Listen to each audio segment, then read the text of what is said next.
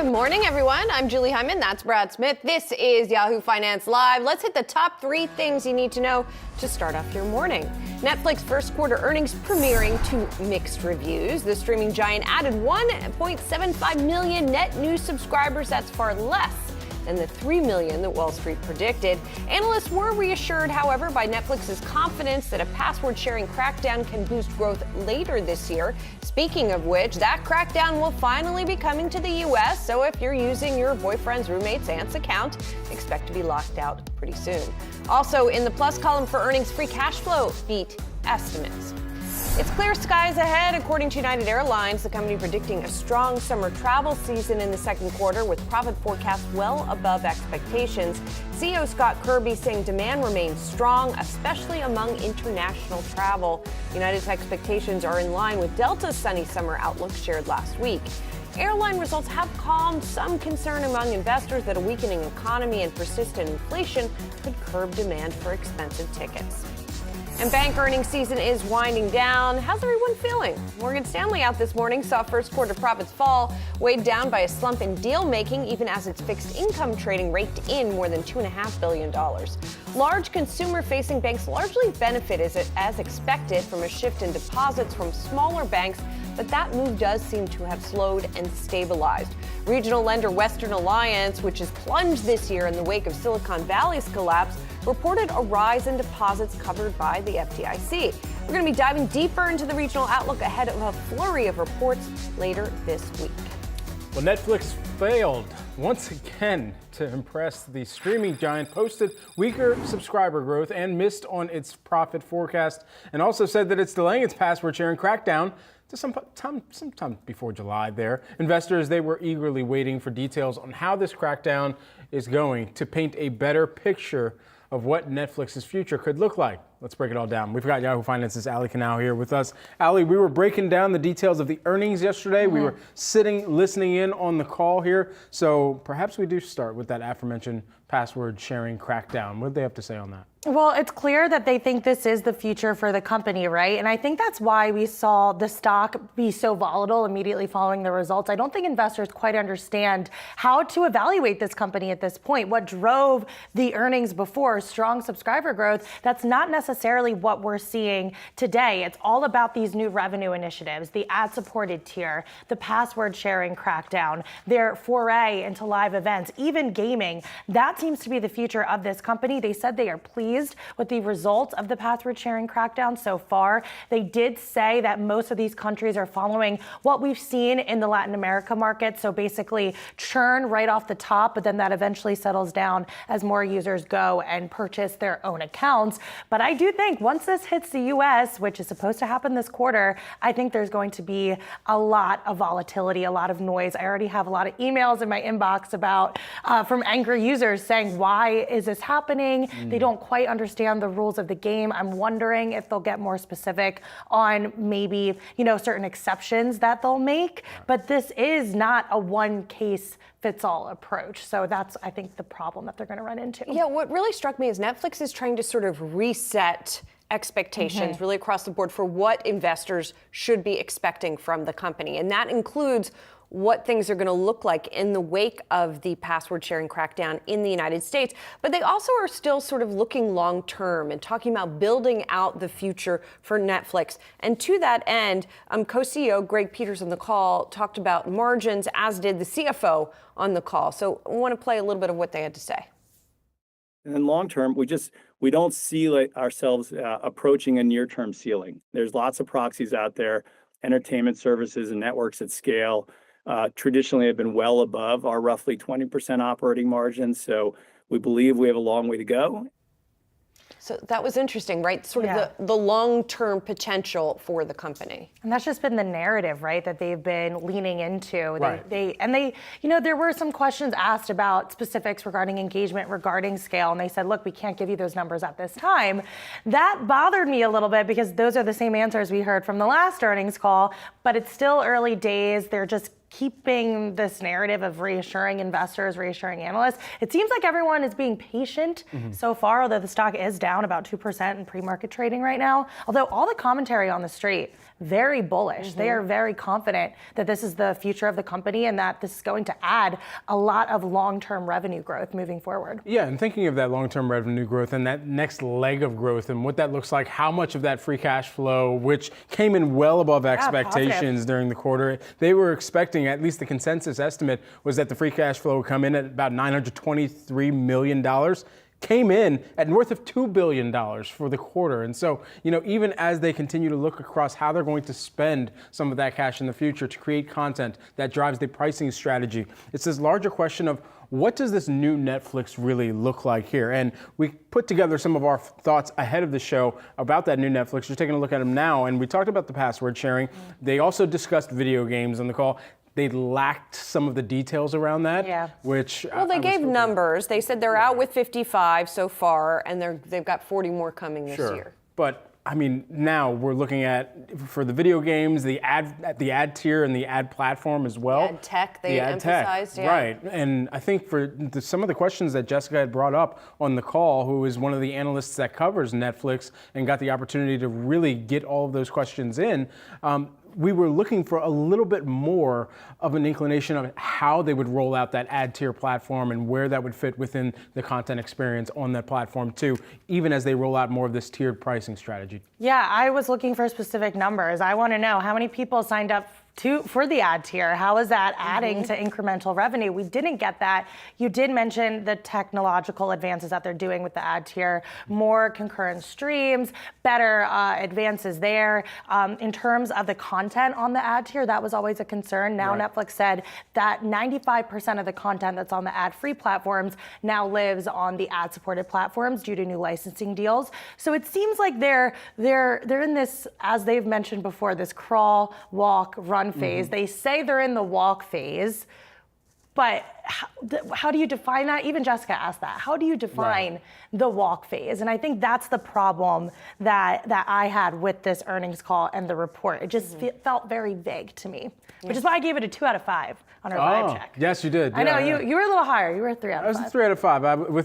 I drew a picture too to go along with it. Your picture described. Yeah, you have to look at the after the call. Real Picasso work. Well, we're going to continue painting the picture figuratively. Yeah, Allie, thank you. As Netflix tries to paint the picture of its future role in the streaming landscape, what should investors be watching out for? Let's bring in KeyBank Managing Director Justin Patterson to find out what the street is talking about. Justin, thanks for being here.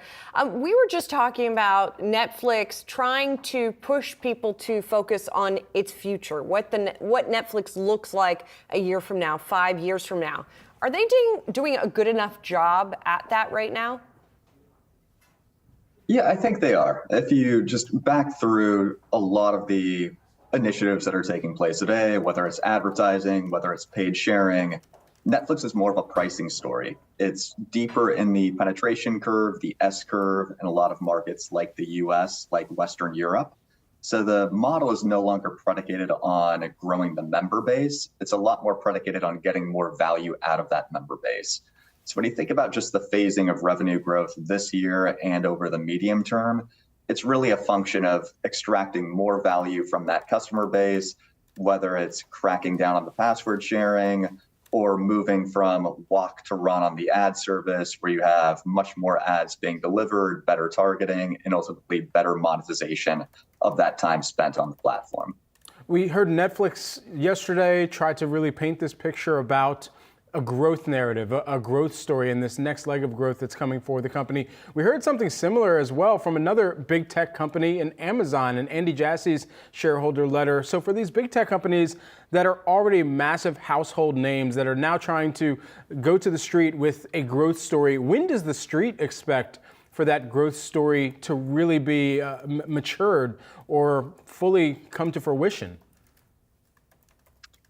It's a great question, and it's one that affects the entire tech sector right now. If you look at really the past decade of just consumer internet growth, whether you're talking Netflix, the social media companies, it's been really easy just to grow from more time spent, more users on a platform.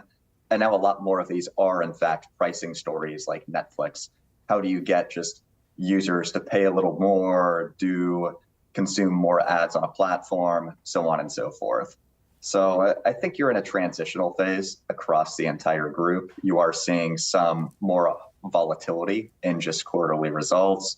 COVID has certainly exacerbated that, just working through the pandemic lift and then the pandemic unwind, that I don't think you'll actually start to see more normalized growth until 2024, when we get out of some of these macro factors near term and a lot of these product initiatives just move from initial testing phase toward broader deployment and adoption. You've got a sector perform on the stock. And as we talked about, they're talking about their crawl, walk, run, as their analogy goes. What would convince you that they're in that normalization of growth, that they're in the quote unquote run phase? What sort of signals are you looking for? Yeah, with Netflix specifically, more signs of traction in more established markets where you really have to see those monetization initiatives hit, whether it's paid sharing or advertising. Advertising's frankly more of a second half of 2024 catalyst at this point. You heard Greg Peters, the co-CEO, talk about just refining the product set right now, moving up to higher definition quality within the plans to really drive adoption. And it's still very early innings in building out the ad tech stack, the plumbing, if you will, that makes sure the right consumer is getting the right ad, which drives returns for the advertisers and ultimately higher pricing. That's not something where you flip a switch and start monetizing a lot on day one. That's going to take, call it another 12 to 18 months to build out. On the paid sharing side, there's going to be a lot of watching on just how that is trending over the quarter. One nuance that could occur within the US market is just kids coming back from college. If everybody's in the same household, it doesn't make a heck of a lot of sense to be paying for one extra membership in there, or for the kid to just go out and subscribe themselves. So paid sharing is probably a little more skewed to Q3 and even Q4 for when you see the benefit. If that turns into a much bigger product cycle than we thought, then free cash flow goes higher and the stock looks more interesting. But right now, it's hard to see that. That's a really interesting point about college. And now I'm going to pay attention to that, Justin. The company has tried to talk about that it is seen in some of the test markets, Latin America, for example, and we saw that in the quarter, how rocky the subscriber numbers looked as a result of this transition. How bad is it going to be in the US? And is the stock really accounting for that kind of rockiness and volatility in the transition? You see it a little bit with the guidance where revenue growth actually decelerates sequentially, which so slower growth rate versus Q1, which is not what anybody had been expecting heading into this quarter. So you take Q2, which is normally a high churn quarter, you roll in the impact of paid sharing on top of that, which should hit subscribers initially before it turns into a tailwind. There's just a much broader range of outcomes on this quarter than there typically is. And the challenge with a stock like Netflix, since it does, so much value comes from that subscriber growth, that there's just a much broader range of outcomes for what that piece of reacceleration into Q3, Q4 looks like right now. And that's why I think you'll see the stock be a little bit more of a battleground near term. Justin, just lastly, while we have you, for some of the live events, it's very clear that they're going to pick and choose what perhaps the most provocative type of events could be for them to really create a large kind of spectacle around. How large do you believe that live could be in terms of an attribution to either the subscriber retention or even new subs that sign up? I think that less of a subscriber vector, unless you really get into something like, say, sports coming onto the platform, which is probably more of a medium-term event, since that's going to be a lot of dollars that would have to go toward live events. In the very near term, I think events like the Love is Blind reunion could serve as something that just boosts engagement, boosts number of users turning into one event. So that's something that's probably more of an ad catalyst over time. So if it's reality TV, think of it more as just ad catalyst. If it's, sports over time, some big high-profile tentpole events, that turns into both a subscriber growth vector. Amazon's certainly seen that around football, and something that boosts monetization. Sports. All right. KeyBank Managing Director Justin Patterson. Justin, thanks so much for joining us. And thanks to our own Ali Canal joining us earlier for the conversation as well. So as we digest Netflix's first quarter earnings, we ask ourselves, is it a good buy or a good buy, Netflix? Sayonara. I'm going to start with the buys here. Julie, I've got 28, and here they are. The reason for these buys, the bulls are seeing Netflix's password crackdown delay simply as a timing shift and really nothing more, and therefore perhaps a buying opportunity from that perspective.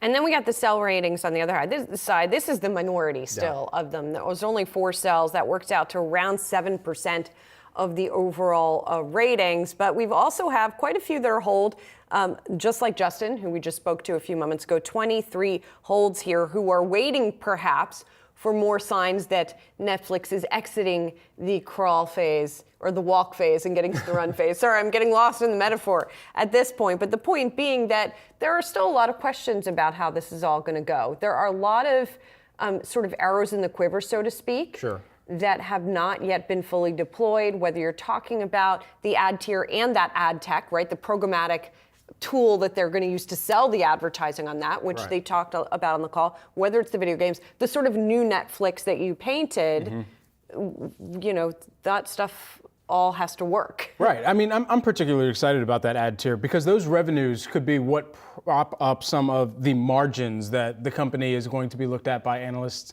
around as well. And, you know, even as we think about where the video games, where the live events, all of that is flashy. It gets you talked about more in the household level, but at least on the retention of a lot of those users going forward, it's still going to come down to price. You're in an environment where consumers, they are going to be a little bit more stringent about their discretionary dollars, and nearly half of consumers, according to the Deloitte Digital Media Trends 2023 survey, say that they pay too much for streaming video on-demand services that they use, and about a third of them intend to reduce the number that they subscribe to. So that immediately throws a lot of subscribers into the question of, is this an account that I have that I'm consuming content on? Is it a subsidized one that came with a device that I bought already? Or is it one that I'm already within the kind of recurring cycle of just paying for out of pocket? And I think that's where this differentiation, not just in the value of those services, but also in the different price tiers that are being deployed, that's where it could become increasingly important for Netflix to strike the right pricing strategy with all of the features that they're talking about in quality and latency and even on the live element side of things. Yeah, well, the stock is up 13% this year, so people are voting with their feet, so to speak, or with their wallets. Yeah, indeed. Investors, they seem to be looking past one other results here as well that we've been tracking. United Airlines. United's net loss in the first quarter is what investors are looking past as the company touts a strong summer season ahead with its profit guidance well above what the street was expecting. CEO Scott Kirby reiterated the expected Q2 turnaround in a statement saying that we are watching the macroeconomic risks carefully, but demand remains strong, especially internationally, where we are growing at twice the domestic rate here. As we've been continuing to keep a close eye on broader airline shares as well, it's worth noting that this is a period, and I brought this up when Delta reported, TSA passenger volumes, they had really supported some of the performances that we had seen from the airlines over the quarter, at least would support them doing better than expected, because this was the first quarter where you saw TSA passenger volumes average above the pre-pandemic markers for the full quarter. So all of that considered, there are a lot of tailwinds on the demand side that we're hearing about from the airlines. It's just a matter of, okay, where does the service remain intact? Where do customers continue to take price on, even as capacity is still continuing to ramp back for companies like Delta, like United, like American Airlines? Yeah, and it's about the cost line and the bottom line, right? I think that we know demand is intact, right? Mm-hmm. And as he said, international demand in particular is intact. It's really what is going to be happening with cost. The capacity constraint seems to be holding, right? In part because the government is leaning on these airlines to hold capacity. But, you know, there are still costs that are going higher. Average fuel costs, as you can see there, are a factor. And so I think that's something that investors are going to continue to pay attention to, as well as some of these other issues here, the staffing shortages in particular. Yeah, we actually had Delta CEO Ed Bastian comment on some of the broader issues around airlines right now, and especially when it regards demand. Here's what he had to say. I think we all agree, as does the FAA, as does the Secretary of Transportation, the need to continue to modernize the tools and the capabilities of the air traffic controllers. And we also need to increase the staffing levels of the air traffic controllers and the throughput in terms of taking new controllers and having them become experience ready and into those chairs. What it requires is funding on a multi-year basis and the support in Congress to be able to give the FAA the resources they need over a longer period of time than what the annual budget cycle currently allow to embark on a large modernization journey. And so even as we're thinking about what demand could look like going into the summer, it's still going to rely on the infrastructure from a regulatory perspective, still holding up with all of the output that the airlines are seeing and forecasting based on bookings that they've seen already come through right now. And that's a little bit of what he was talking about, trying to get past the issues that they've run into with the FAA, everything into air traffic control, even into some of the individual airlines and how they're able to just continue to operate. Southwest had their own issue earlier this week, albeit brief, related after the holiday travel season as well. Yeah, so something to keep an eye on. Also something to keep an eye on. Morgan Stanley wrapping up the banks this morning. The company beating expectations in the first quarter, though its profit was down almost 20% from a year ago. It was brought down by a drought in deal making. Trading revenue also fell. It was down 13%. The bank was buoyed a bit by its wealth management business. Revenue in that segment rose 11%. Both Morgan Stanley and Goldman Sachs had to deal with a tough environment this quarter for mergers and acquisitions. And unlike more diversified banks like JP Morgan Chase and Bank of America, investment banks do not benefit as much from higher interest rates necessarily because their loan books are a smaller portion of their revenue. Morgan Stanley, by the way, also increased its credit provisioning.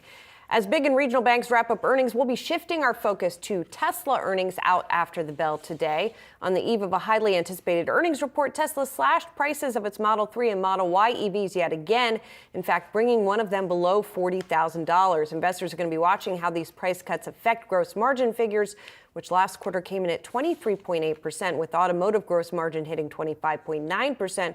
Both slightly less than the quarter before. We'll talk more about what to expect out of Tesla later in the show. And Brad Smith and Brian Sozzi is going to be right after the call for an in-depth analysis on all things Tesla.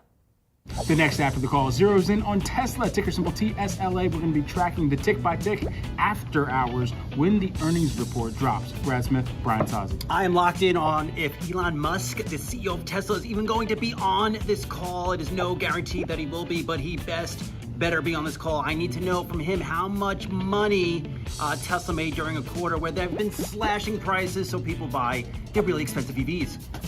We've already got some of the delivery and production numbers to our benefit. However, the big question on where that margin, where the profitability is going to maintain itself and what the outlook for the company looks like, especially as they're netting some new contracts to make sure that they're building out more factories internationally to deliver on the electric vehicle demand right now. Got my gold bricks ready, just in case. Yeah, I don't know what Brad is looking for besides gold bars. I'm focused on how many times Elon Musk mentions AI, that is artificial intelligence. Brad, I'm saying he's going to mention it 52 times. I don't know why I have these gold bars here, quite frankly. He's really more focused on Dogecoin anyway. So it's not so much about the digital gold that Bitcoin is, even though Tesla did hold that for quite a while on their balance sheet. Maybe we get an update on if they're inclined to get back into that. But yes, AI mentions at least 7, for sure. After the call on Tesla, Yahoo Finance, be there, be square, be electrified. I choose being square. No, just kidding. Let's talk about a risk-on trade that's betting on a Fed pause. We're tracking investors plowing into names like McDonald's, Oracle, Lennar, as exuberance around cyclical stocks continues to take hold. But what's driving the investor moves into these economically sensitive household name stocks? Keith Lerner, Truist Co-Chief Investment Officer, is here with us. Keith, thank you for coordinating with me today with the jacket and dress. So you talked in your latest notes about the resilience that we seem to be seeing in stocks here. Our editor, Brian Sozzi, wrote about economically cyclical stocks in particular that are seeing resilience. What's driving all of this? You know, I actually think it's actually somewhat mixed. There's resiliency at the headline number. The popular averages are doing well. Markets up 8% this year. But I actually would say there are some pockets, like the home builders are doing fantastic, better than most people would expect at this part of the cycle. But when you actually peel the onion back a little bit, you're actually seeing some weakness. The average stock this year is only up about 2 or 3%. Small caps are closer to the lows and the highs for the year as well. And then financials are also obviously struggling as well. So I think it's actually a much more mixed picture. And when we look back at historically at new bull markets, some people are calling this a new bull market. We're skeptical still. Even with this S&P up about 15% since the October lows, normally at this time of the market cycle, you're up double that, and you're being led by those areas like small caps and financials, and we're not seeing that. And our point at this part right now is that the market is pricing in a lot of good news and not leaving a lot of room for error. Though I will say positioning is somewhat light, and that's given a buffer for this market right now. Where's that good news anticipated to come from? Well, I think right now, if you think about the whole debate that we're having from day to day, hard landing, soft landing, inflation easing or not easing, and I think right now the earning estimates they were cut now they've kind of flatlined, and I think there's some optimism that those earnings could come through. We're skeptical, and the reason why we see a disconnect in what we're seeing from the industry analysts, which you all talk a lot about, which are expecting earnings for the S&P to hit a new high in the second half, versus the economic estimates, which are showing a pretty significant slowdown, which we agree with in the back half. And then you look at the overall S&P as a whole right now, we're trading at a pretty lofty valuation. We're around 18.2 on a forward basis. That's the high end of the range outside the pandemic. So in order for you to think there's a lot of market upside at this point, you have to believe one or two things. One, you're going to trade at a really high premium valuation relative to the last 30 years that you've only seen really during the pandemic or during the technology overshoot back in 2000, or that earnings are going to be stronger than expected. And I think it's possible. I just don't think it's likely. I'm sort of going to ask the flip side of that then. What could go wrong? I mean, you talked about that maybe we won't meet those various expectations, but are there specific negative events that you are watching for? Well, I think when you're trading with a lot of good news, and in our view, you're trading for a soft landing. That's what's embedded. So if you have something where the economy actually deteriorates somewhat in the second half, I think that by itself could bring down earnings. And then we also have obviously the debt ceiling that's coming up over the next few weeks. And there's always something that we don't know about that could come later on. So I just think that the market it's one thing if the market was baking a lot of bad news already and it's trading at a 14 or 15 multiple, you get bad news, it can absorb that. If you get something from left field that we're not expecting, I just don't think there's much of a buffer. Again, the main thing I think why this market's been creeping up though is there's big cap growth stocks, which you talked about, but they're also now trading at the highest valuation in about 20 years relative to the market. So the question at this point is, tech is still leadership, but what else is there out there to bring this market up with technology doing so much heavy lifting already?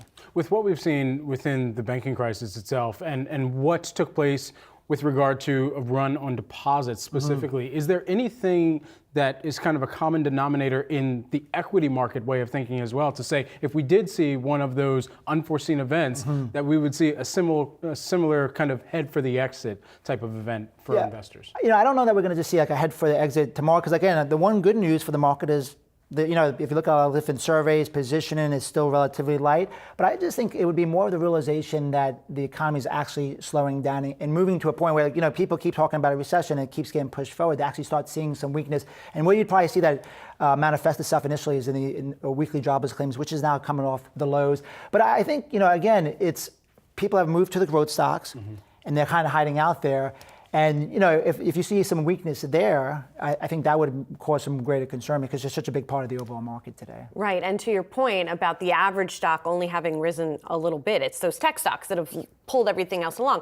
We mentioned in the beginning the economically cyclical stocks as well that are seeing some renewed attention. Is there also then vulnerable? I mean, it's right there in the name, economically cyclical, right? The idea would be that those would also be vulnerable in the second half if we see weakness. Yeah, I think so. But again, I would say, look at the economically sensitive sectors. Like home builders doing great, semiconductors are economically sensitive have done great, and that's partly because I think the CHIPS Act, which is probably underreported somewhat. But if you look at economically sensitive materials, energy, they're really at best market neutrals at this point. They're not leadership in the market. So when you look at the year-to-date gains, it's tech, communication services, and discretionary. That's over 40% of the market. But besides that, it's really a mixed picture.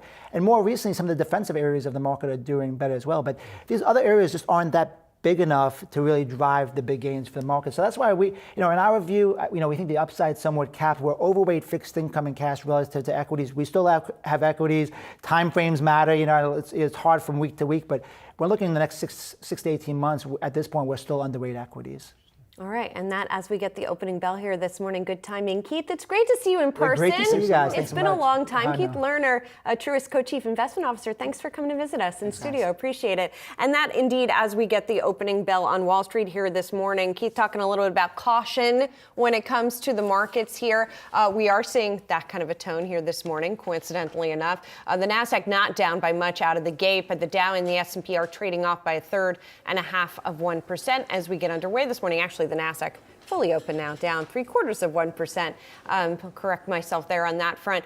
Definitely people continuing to watch earnings and what we are getting out of companies. Definitely a lot of attention on Tesla after the close of trading, and Tesla shares are trading down as well ahead of that and after it cut prices again. So Brad, what are you seeing here in the charts? I've seen a little bit of red here out of the gate for the Dow Jones Industrial Average. We're seeing that down by about 0.1%. I'm just going to retoggle this here so we can get that updated. But there you're taking a look over the past 3 days as well, where you're seeing that move ultimately still hold on to some slight gains for the Dow by about 0.2%. And there we are. Let's also take a look at the S&P 500 in a moment here. It seems somebody else is also having similar thoughts, trying to check in on what the trade is doing at the opening cross here. The Nasdaq Composite, as of right now, you're seeing that over the past 3 days, net lower by about 0.4%. And here this morning, it's down by about 0.75%. S&P 500, that's down by about 0.5% out of the gate. And over the course of this week, it is flat just barely to the downside there. Also want to take a look at first the sectors to see what's taking place here out of the gate as we're taking a look at the 11 S&P 500 sectors. Communication services actually down by about 1.3% early on in the trade. Utilities, though, are leading the pack. They're up by about 0.4%. Two other areas we want to take a look at. Let's take a look at the banks with all of the earnings results that we've had come through this week in the financial services sector and the big banks. You've actually got some movement lower here today. Of course, the most recent one was Morgan Stanley. We'll get into that. But Morgan Stanley, you're seeing that down by about 2.8%. JPM, Bank of America, they have already reported, as well as Citigroup. All of those are also lower here today. Wells Fargo, however, that catching a little bit of some gains here on the day by about 0.25% right now, Jules. Yeah, interesting as we get underway and digest all of the numbers over the past couple of weeks already. Coming up, let's digest some more. The Traveler Company is getting a boost after it announced a $5 billion share repurchase plan and earnings. We're going to talk about it and some other movers next.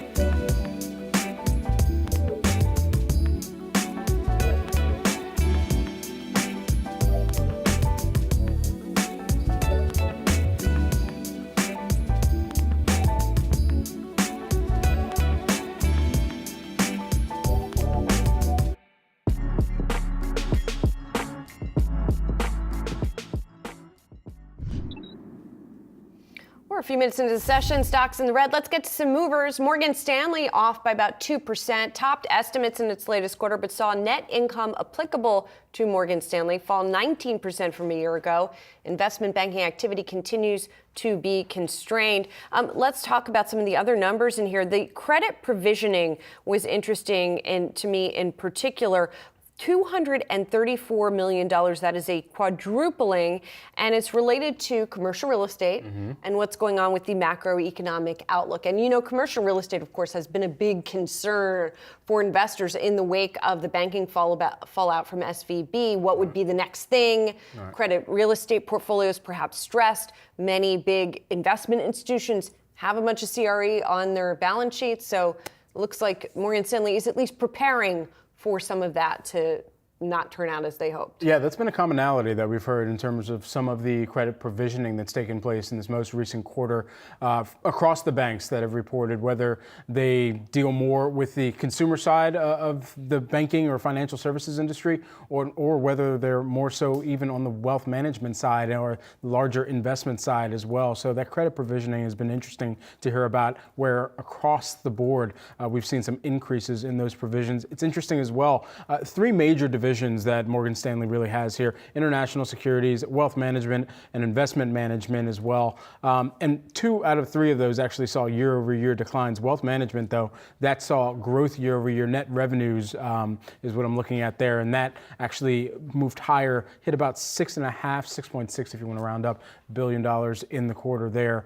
And then additionally, they did note that they attracted some net new assets within wealth management of about $110 billion during the quarter, which is very significant. Yeah, definitely. I mean, you know, so there's so many parts in something like a Morgan Stanley that you don't really have one big takeaway, but investors are obviously doing a little bit of selling here today of the stock. So, you know, that's their judgment, I suppose. Let's talk about Travelers, the big insurance company. That company out with earnings as well today. And Travelers, provider of property and casualty insurance, its earnings beat in its latest quarter. Core and net income did fall as the company navigated impacts from a higher level of severe weather across the United States, but you can see overall beating by a pretty good margin there, even as net income fell. So interesting there. We also talked about the company doing a $5 billion share buyback authorization. As we always like to note, that doesn't mean they're all actually going to buy back all of those shares, but the board has authorized that move over time. Yeah, in the past few weeks with some of the weather events that we've had as well, it's been interesting to see where the premiums, the record net written premiums that they had is noteworthy to call out here. Record of $9.396 billion there. So yeah, $9.4 billion rounded off, but that's up by about 12%. You compare that to the prior year's quarter with growth in all 3 segments they're noting. And so it could be something that a lot of homeowners, a lot of people who were just looking for insurance of actually any kind, they, especially in these different weather patterns or more inclement weather events, are perhaps looking to re-up some of the insurance policies they do have, and Travelers could be a beneficiary on that front. Yeah, it is interesting to see the net investment income go up as well in this environment. You know, we did see, to go back to Morgan Stanley for just a second, their fixed income trading revenue beat estimates. So we don't know exactly, we'd have to listen to the call for Travelers to find out where perhaps that investment was, but interesting to see that number go higher. Let's talk about another company in finance. Nasdaq shares on the move after beating estimates on the top and bottom line. It also announced a 10% increase in its quarterly dividend to 22 cents per share. Those shares are moving higher here this morning. You, of course, are an alum. I am. Many days and nights. What stood out to you from the number? No, I'm shaking my head, but no, great time there. You know, from the numbers, one thing that I usually zero in, and this is in my own biased kind of look in at NASDAQ, it's the division that I worked in, which was Global Listing Services. This is basically the part of the business that really accounts for a lot of the IPOs, the new listings, the transfer listings that end up coming to the exchange, and ultimately here within the company, I mean, of course, it doesn't necessarily account for the lion's share of their revenue, as they have market technology that they license out to other exchanges exchanges around the world, transaction services as well. But I think about the number of unicorns particularly. I mean, we've been in a relatively dry IPO environment over the past 2 years.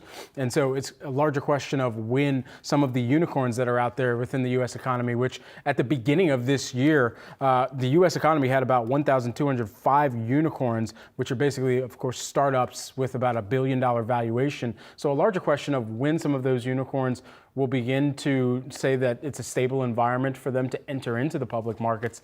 And I think that's what a lot of us who cover the markets as well are really waiting for, that next wave of mega cap, or at least future mega cap tech companies to perhaps enter the throw. And of course, Nasdaq had been the exchange venue that had really touted itself for many years, winning listings within those big tech categories. And so that's something that I'm going to be watching, is when those unicorns begin to make their way into the fray. Yeah, well, we had that VC roundtable, venture capital roundtable last week with someone from Pitchfork and someone, PitchBook. Not the music site, PitchBook. Yeah. And someone American from Gothic a VC. Yeah, right. Into mind. And someone from a VC. And my takeaway from that is Nasdaq's going to have to wait a little while, right? Well, because it seems like that stuff is not coming to market anytime soon. No. This solutions business, though, is something that investors really can focus in on, though. The solutions business revenues, that growing and ultimately seeing about $646 million in the first quarter. That's an increase of about $23 million, 4% there. And so this, as they really prop up more of those services that the business does have. But yeah, old stomping grounds over there in Times Square, where you get to spin Move an Elmo on the way into work. Also, let's talk about shares of Intuitive Surgical. They're jumping, as Destiny's Child would say, after beating analyst estimates in the latest quarter for the company. Shares are up by about 10%. Worldwide Da Vinci procedures. That's its robot. That's the robot that does surgery on a grape, or did surgery on a grape. That's in my notes, actually, as well. Here, saw an increase of approximately 26% compared to the first quarter of last year. There you're taking a look at some of the actuals versus the estimates. Here's the thing. There are 2 Intuitives this morning. Ooh. That's what I was excited about. Yeah? There are 2 companies called Intuitive. The other one is Intuitive Machines. No relation, as they say. These 2 companies have nothing to do with each other. I just love the coincidence that there are 2 companies that are called Intuitive that are both up a lot and are on our trending ticker page today. I don't know, maybe I'm whatever, but I just thought it was fun. Cool. It was fun. This company is a space company, and it has a new contract with NASA, so that's why those shares are up a lot today. It got a contract for work on the Joint Polar Satellite System that it's going to be doing with KBR, maximum ordering value of $719 million. So just like 2 kind of forward tech, you got surgery robots, you got lunar stuff, satellites, I don't know. Both intuitive, I guess. Well, oh my goodness, I hope the robot who's doing surgery would be intuitive at the end of the day. It's fascinating. I was actually doing surgery when I was in South by Southwest. Johnson & Johnson had You were doing surgery? I was doing surgery, yes. I was doing virtual reality surgery on a knee replacement. I did the surgery, performed it successfully. The patient, Larry, he lived through the entire thing. I gave him that name in the moment, but it's amazing to see what some of the new surgery technology can do, especially when it's robotics. Or me using a Johnson & Johnson device to just learn how to do it in virtual reality. I'm amazed by that story. That I did surgery. Yeah. Sazi, I told him earlier this week about all of the things that I've been able to do since the last time he was on the desk here with us. He thought I got my pilot's license as well. But I did surgery, Sazi. It's all virtual reality, AI. It's great. It is. It's fantastic, guys. Coming up, Western Alliance is surging after seeing deposits stabilize. We will break down the winners and losers as regional banks wrap up their earnings.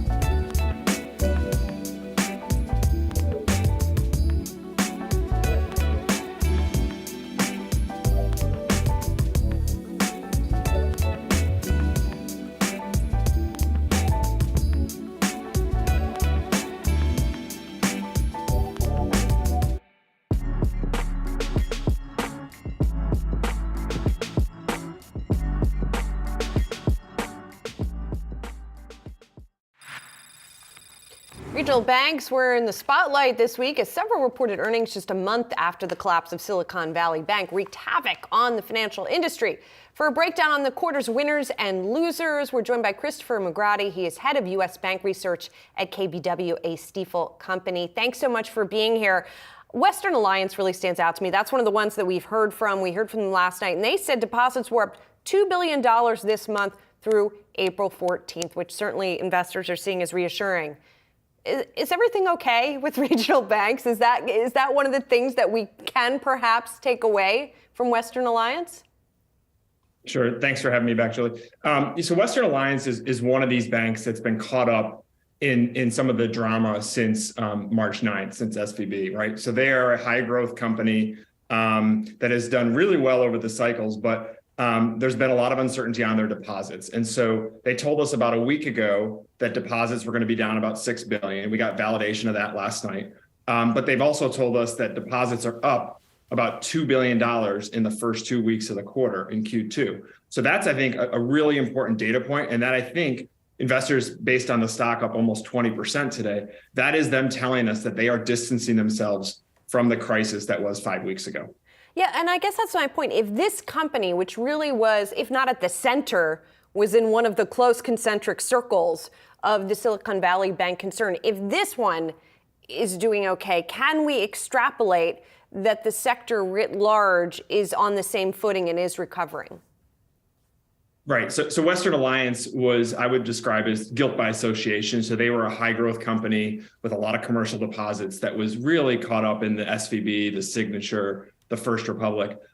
We thought, and we've thought all along, that this one's a little bit different and people needed to do the work. And so what they've proven is that their business model is very flexible. Their balance sheet is very nimble. They are able to flex up and down as they see fit. And what they're doing today is they're prioritizing capital, they're prioritizing liquidity.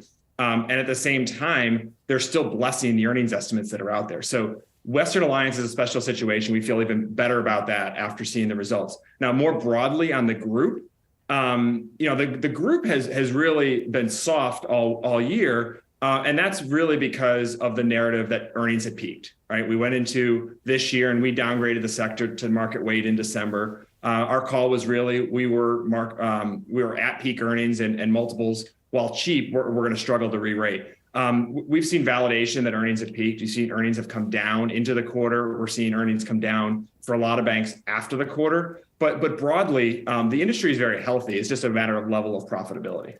You had Morgan Stanley's CEO saying on their conference call this morning, Chris, that we are not in a banking crisis. Is the banking crisis over? Yeah, I think we still need resolution from a few of these special situations, right? First Republic's been a name that's been in the press. We all know what's going on there. That still is out there. They're set to report earnings next week. That'll be an important data point. But in general, I agree. This is a very contained crisis, if you will. The industry is in a very good spot from a health and capital and regulation, for the most part, has worked. But we do need to see resolution for a few of these larger institutions that are a little bit more stressed. So, Chris, as we start to get more of the numbers, we're sort of, I don't know, we're not quite 50%, I guess, when it comes to the regionals. But what do you think are it sounds like you like Western Alliance. What are some of the other ones that you think are going to fare better in this environment? Yeah, that's a great one. I think you got to be careful. I think you got to pick your spots. Two names that we upgraded during really this crisis over the last month. New York Community Bank, which we've talked about vocally, the stock's trading below tangible book value. They did a very accretive acquisition with Signature Bank, right? 20% accretion to earnings, 15% accretion to tangible book, no capital raise, trading below book with a 7% yield. That's a special situation. We really like New York Community. The other one that we upgraded about a week ago was Columbia Bank out of the West Coast. Again, the company went through a transformational merger that closed at the end of February. It's trading below forward tangible book value. Their balance sheet is marked, so they have more flexibility, strong yield. And again, expectations for this company are pretty low. So we like those two special situations. More broadly, what factors make a bank investable right now following the turmoil that ensued in mid-March? Banking's about confidence, right? We've seen that from March. We saw deposits leave the industry and move out of some of these largest banks. So confidence is a huge component to really getting confident into investing into a bank stock. So again, we need to see some resolution from the likes of like a First Republic. But in terms of where we are in the cycle, banks are cyclical. So we are late cycle. Whether we're going to have a hard or soft landing, that can be debated. But in general, there's a lack of sentiment and there's a lack of aptitude to really go overweight financials and balance sheet financials right now because we are late. So, in my 20-year career at KBW, you make money, you make a lot of money in times where there's a lot of stress. You go back to 2008, the March 2009 bottoms, that was a really good opportunity. The COVID bottoms, that was a great opportunity. We don't get a lot of them. And we may have one right now, but again, we got to get through some of these near-term issues. I asked which ones you like the best. I also want to ask which ones you think people should avoid. As we try to get through these near-term issues, you talked about where people can sort of ride it out. Where should they not be riding it out, stock-wise? Right. I think there's you got to tread carefully on commercial real estate. Right. That's a huge asset class and it's very diverse. But we've seen a lot of headlines about office real estate. The work from home, the return to office dynamic, that's a headwind that's going to plague more of the small banks than the largest banks. They're more concentrated, the smaller cap you go. So you got to be careful on companies that have a lot of office exposure, a lot of metro exposure. And generally you want to own, in this time of situation, you want to own really good management teams with really strong balance sheets and where we think the management teams can deliver. Christopher McGrady, who is the KBW head of U.S. Bank Research. Chris, thanks so much for taking the time today. Great, thank you. Absolutely. Coming up, tech layoffs are showing no signs of slowing down. The latest companies warning of cuts. Next.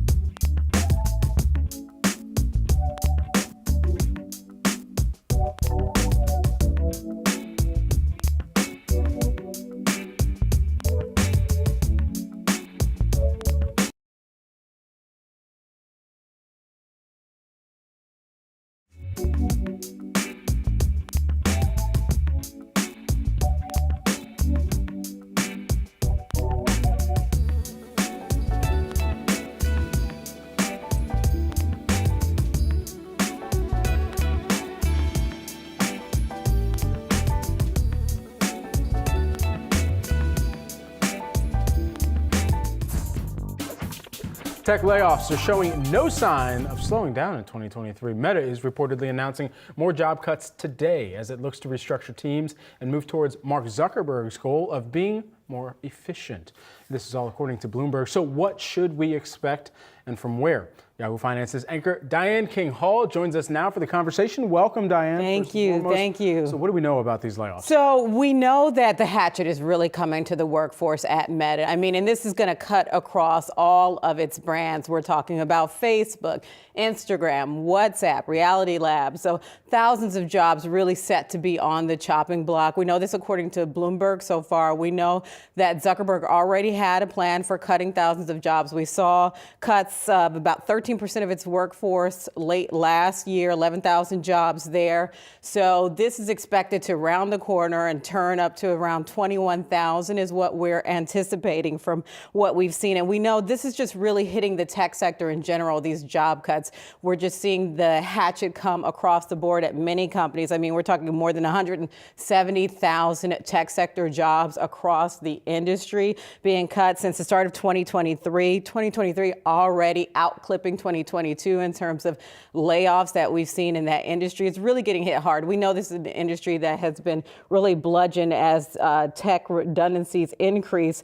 Last year, we saw about a little over 150,000 job cuts in the sector. So it's really getting hit hard. And we knew Zuckerberg was going to be doing this, but now coming down. We have reached out to Meta for comment, but we haven't heard back yet.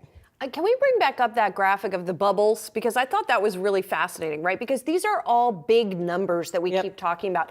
But proportionally, and I want it to be up for a second because it takes a minute to wrap your head around this particular graphic. So Meta there in the middle with 21,000, but it's a much higher proportion of its workforce than an Amazon, which has an enormous workforce, right? Or even a Google, which I think is interesting.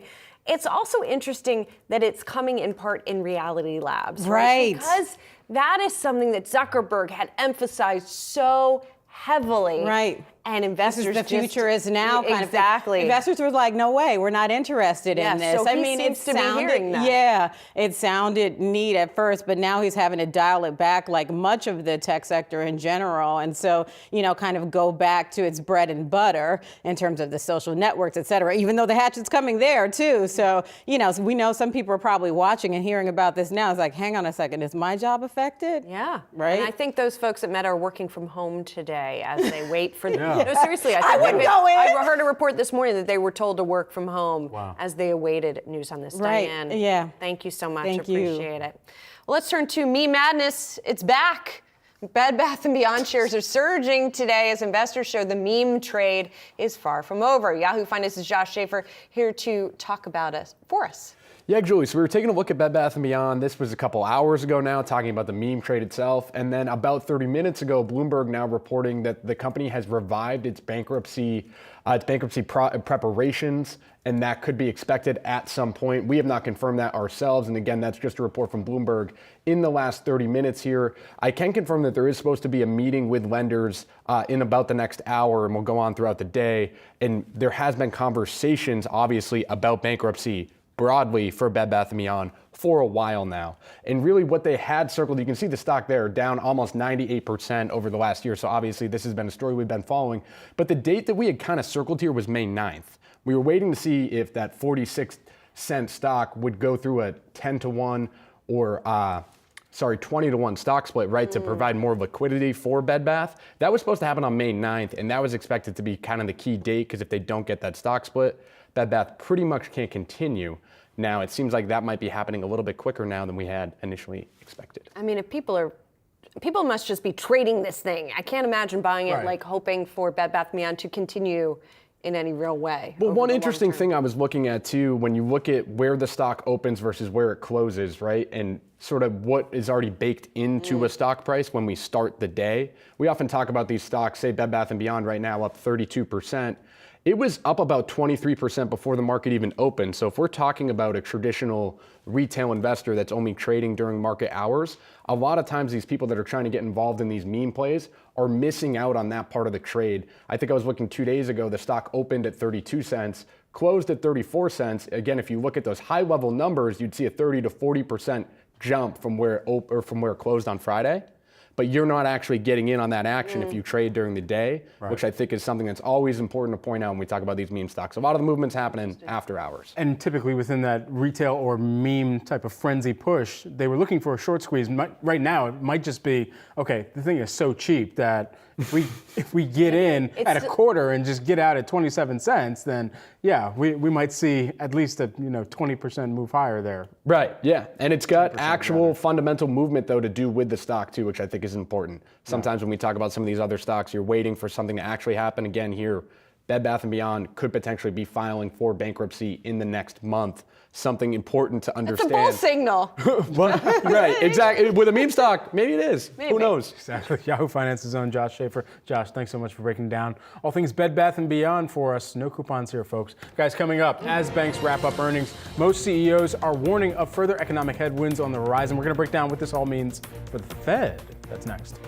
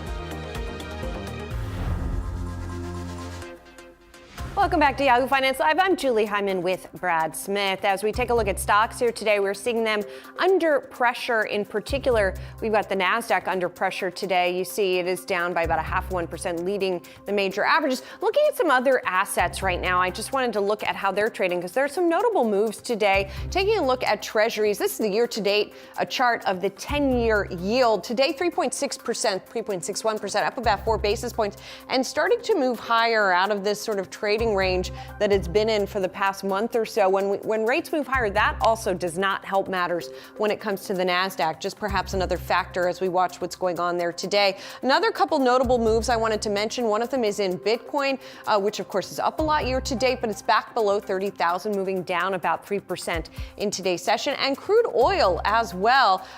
Let's take a look at WTI here. It's down about 2.5% in today's session, 78.90 the barrel. Switching back back on over to that year-to-date view, we have it sort of coming back down in what has already been quite a choppy year.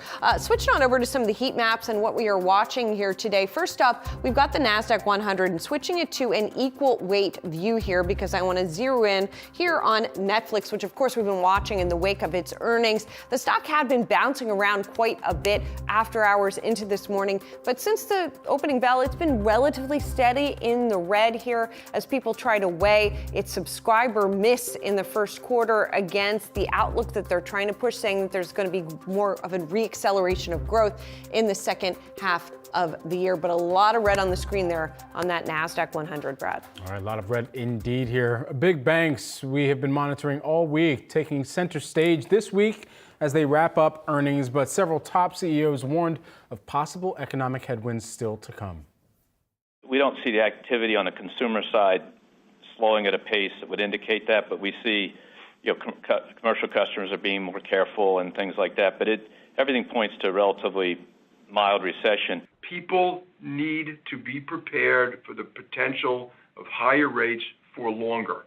If and when that happens, it will address problems in the economy. While the forward trajectory is still unclear, we continue to be cautious about the economic outlook, and we are operating the firm such that we are well prepared in the event that the environment weakens further.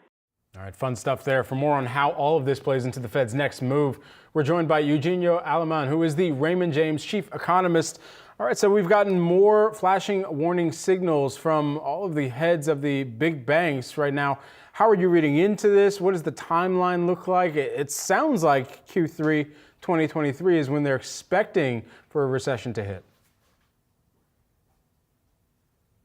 Yes, we have a recession hitting the economy during the third quarter of the year and lasting just 2 quarters. But it will be a very, very mild recession according to our estimates. And the reason for this is because we still have plenty of cash available and the consumer is doing relatively well. And employment continues to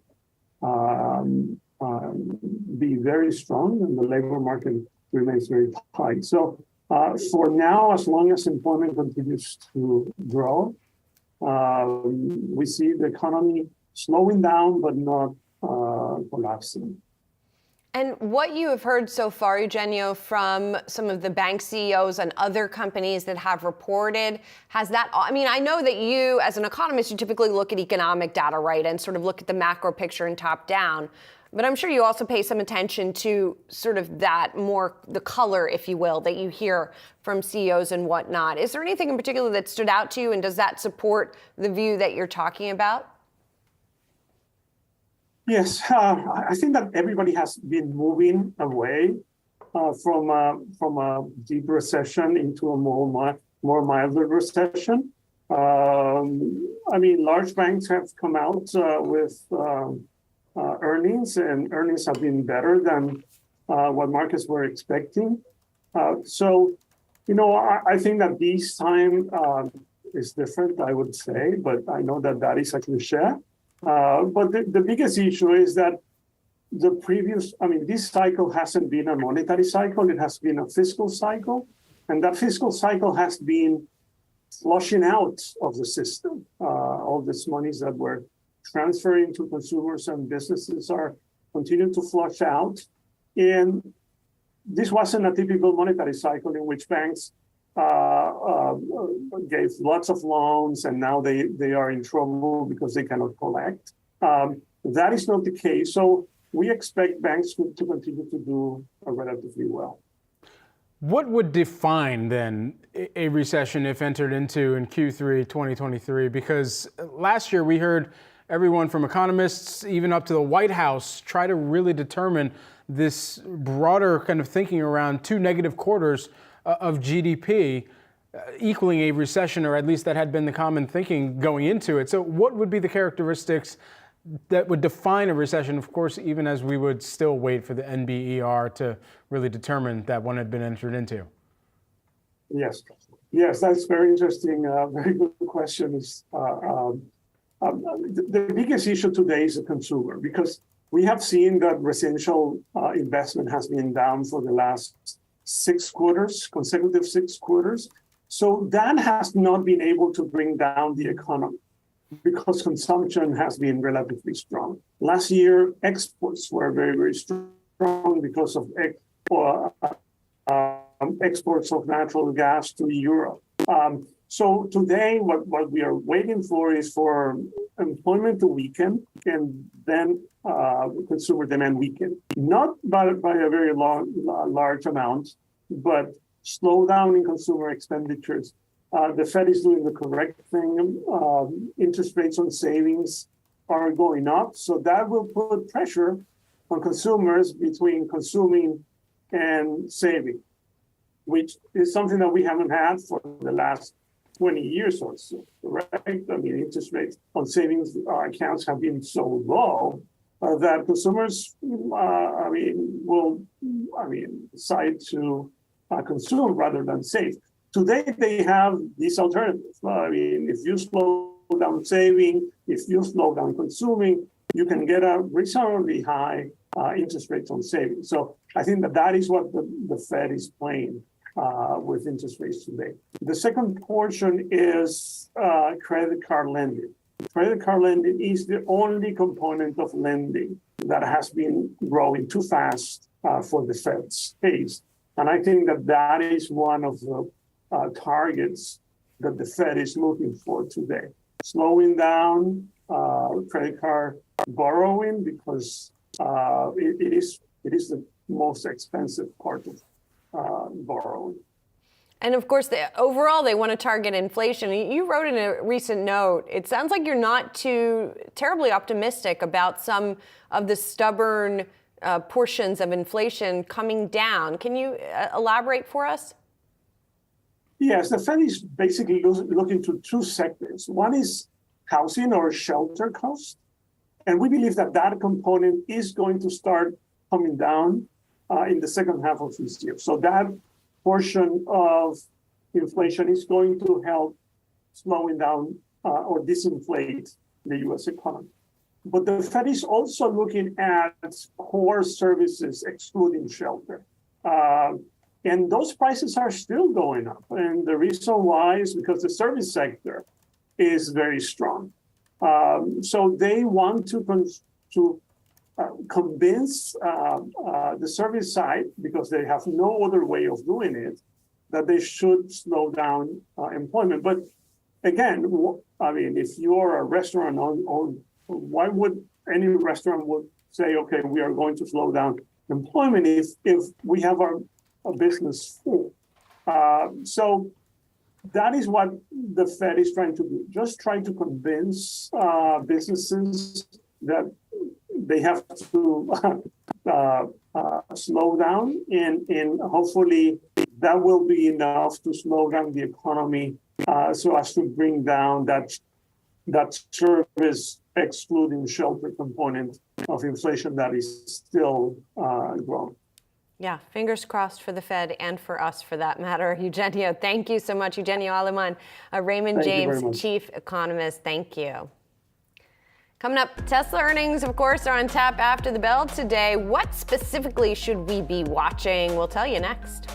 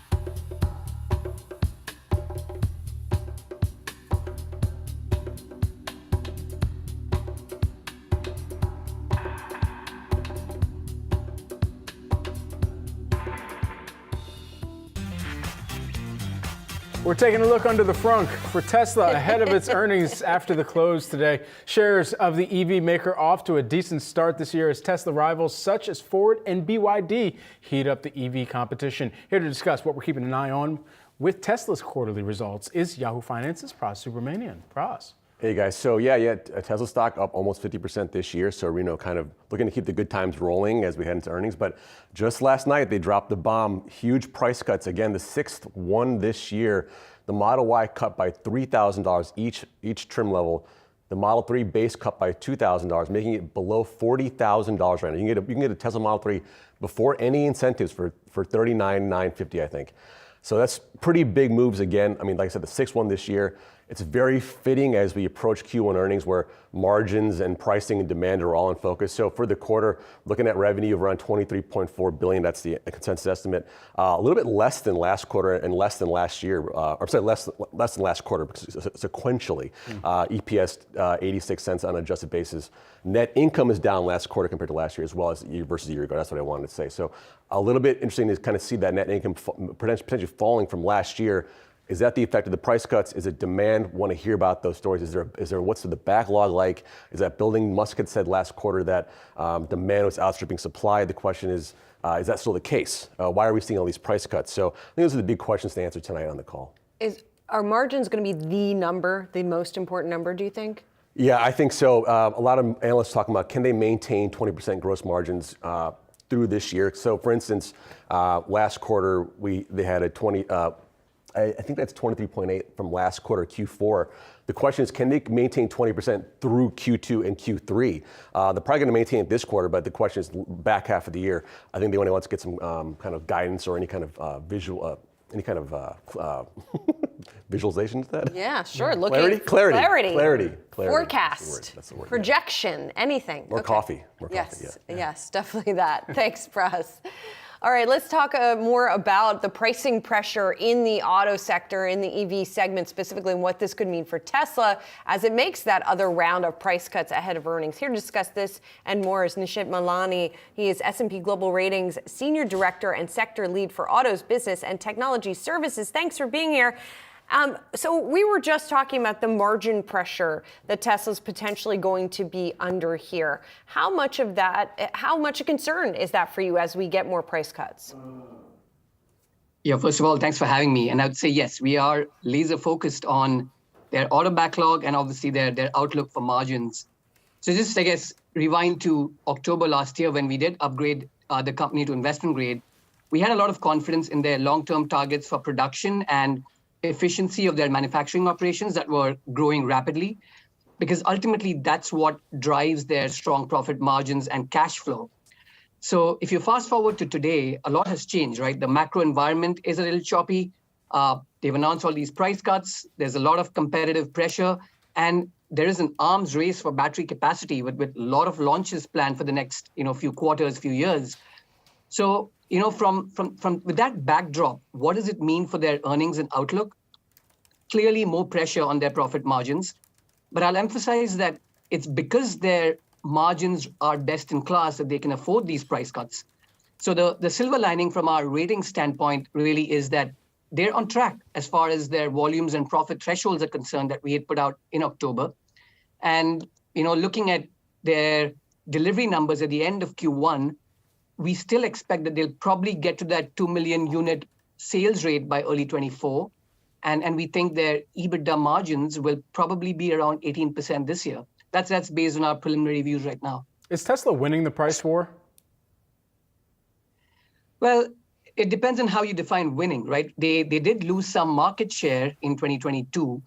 And as a result of some of the price cuts that were undertaken in the past few months, we did see that market share bump back a bit. So, if you look at the US market, for example, their market share was back up above 50%, as a percent of total BEVs and plug-in hybrids. So you could say from that perspective, it is working. But again, that's the sort of pricing pressure they're not only facing here, but also in China, where the numbers as far as, the share implications are a little worse because some of the local competitors there are piling on a lot more pricing discounts there. And as you read in a recent note, more broadly, beyond EVs, even affordability is a big issue right now when it comes to autos in this inflationary environment, in an environment where the U.S. economy is likely slowing down. So specifically when it comes to EVs, does Tesla really risk losing ground here to some of the newer entrants who do have more affordable offerings? Yeah, look, I'll say for the EV side, when we get the question, is demand weakening, is affordability going to be an issue? I'd say, look, at this point, not really. EVs are still a small part of the market, but the share of that pie is increasing rapidly globally. So what's really changing is what consumers are looking for as far as exploring newer, more affordable options are concerned. And that's why we are somewhat cautious about our downside risks in our forecast, especially in the second half of this year and into 24. Especially if unemployment rises more than we expect. The impact on Tesla, I would say, look, not necessarily a weaker credit signal, because even though, like I said earlier, its market share dropped a bit last year, it's gone up again. So being able to afford these price cuts in a tough macro environment actually supports the credit story. What about for the other automakers? Ford and GM have really talked up their own electric vehicle ambitions, and that's what could really starts to be the lighter under or at least kind of light a match for the rest of the EV landscape, at least growing out the percentage of total vehicle sales alongside some of the regional mandates that are kicking in, whether you look at Asia Pacific or whether you look at some of the U.S.'s own ambitions as well. So how does this net out for the legacy automakers? Yeah, look, it's clear that we don't need a crystal ball to tell us that over time, larger automakers will build a lot of capacity and expertise to bridge the cost gap over time, and perhaps even leverage their existing customer base and brand to command pricing power. It is going to happen over time. You think about all those Ford and GM pickup truck owners around the country. The question is, when will it happen? And then is when we'll have to see the real pull for Tesla's brand relative to the legacy brands to see how the broader set of consumers really perceives the technology, the autopilot, the full self-driving technologies, the remotely updatable AI software elements of Tesla. So I think that's when those aspects will become even more critical for the second, third wave of buyers. But the one thing we do know is Tesla currently has the advantage of not just being the market share leader, but also running these large facilities efficiently with best-in-class margins. And that's going to take some time to catch up to that. I was going to ask you a question about whether or not Optimus, the robot, is going to make that even more efficient, but we'll leave it there for today. Nishit Madlani, who is the S&P Global Ratings Senior Director and Sector Lead. Perhaps we'll take the Optimus humanoid robot conversation over to Twitter. Thanks so much for joining us here today. Thanks for having me. You got it. Coming up, the next step in the development of artificial intelligence. Oh man, Optimus was listening. We'll speak with the CEO of America's Frontier Fund on why he says America needs to push forward. That's next.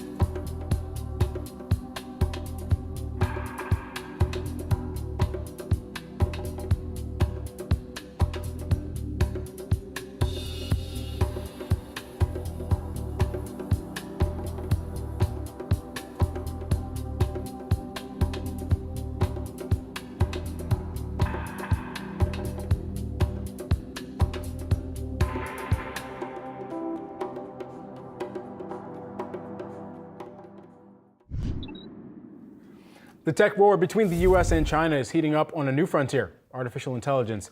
But pushing full steam ahead with the technology we know so little about has some concern. A group of tech leaders recently calling for a pause in AI use.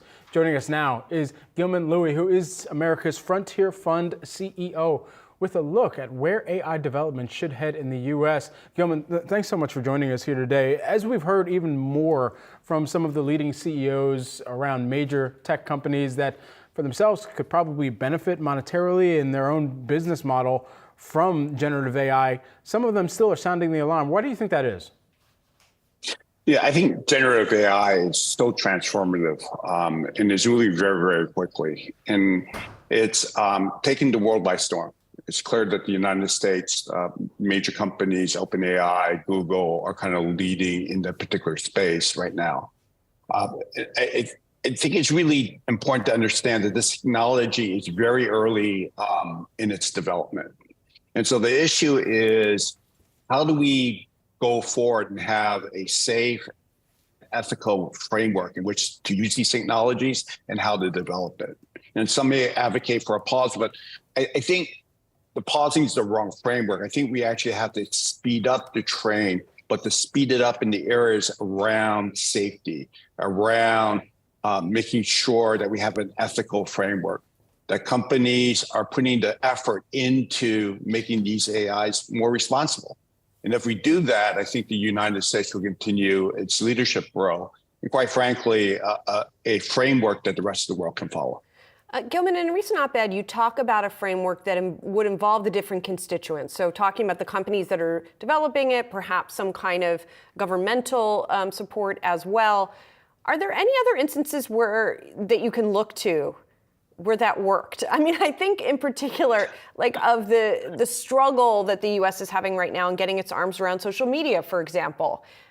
And we're much later in that cycle than we are in the AI cycle. But nonetheless, like, when have we done this right? What examples can you look to?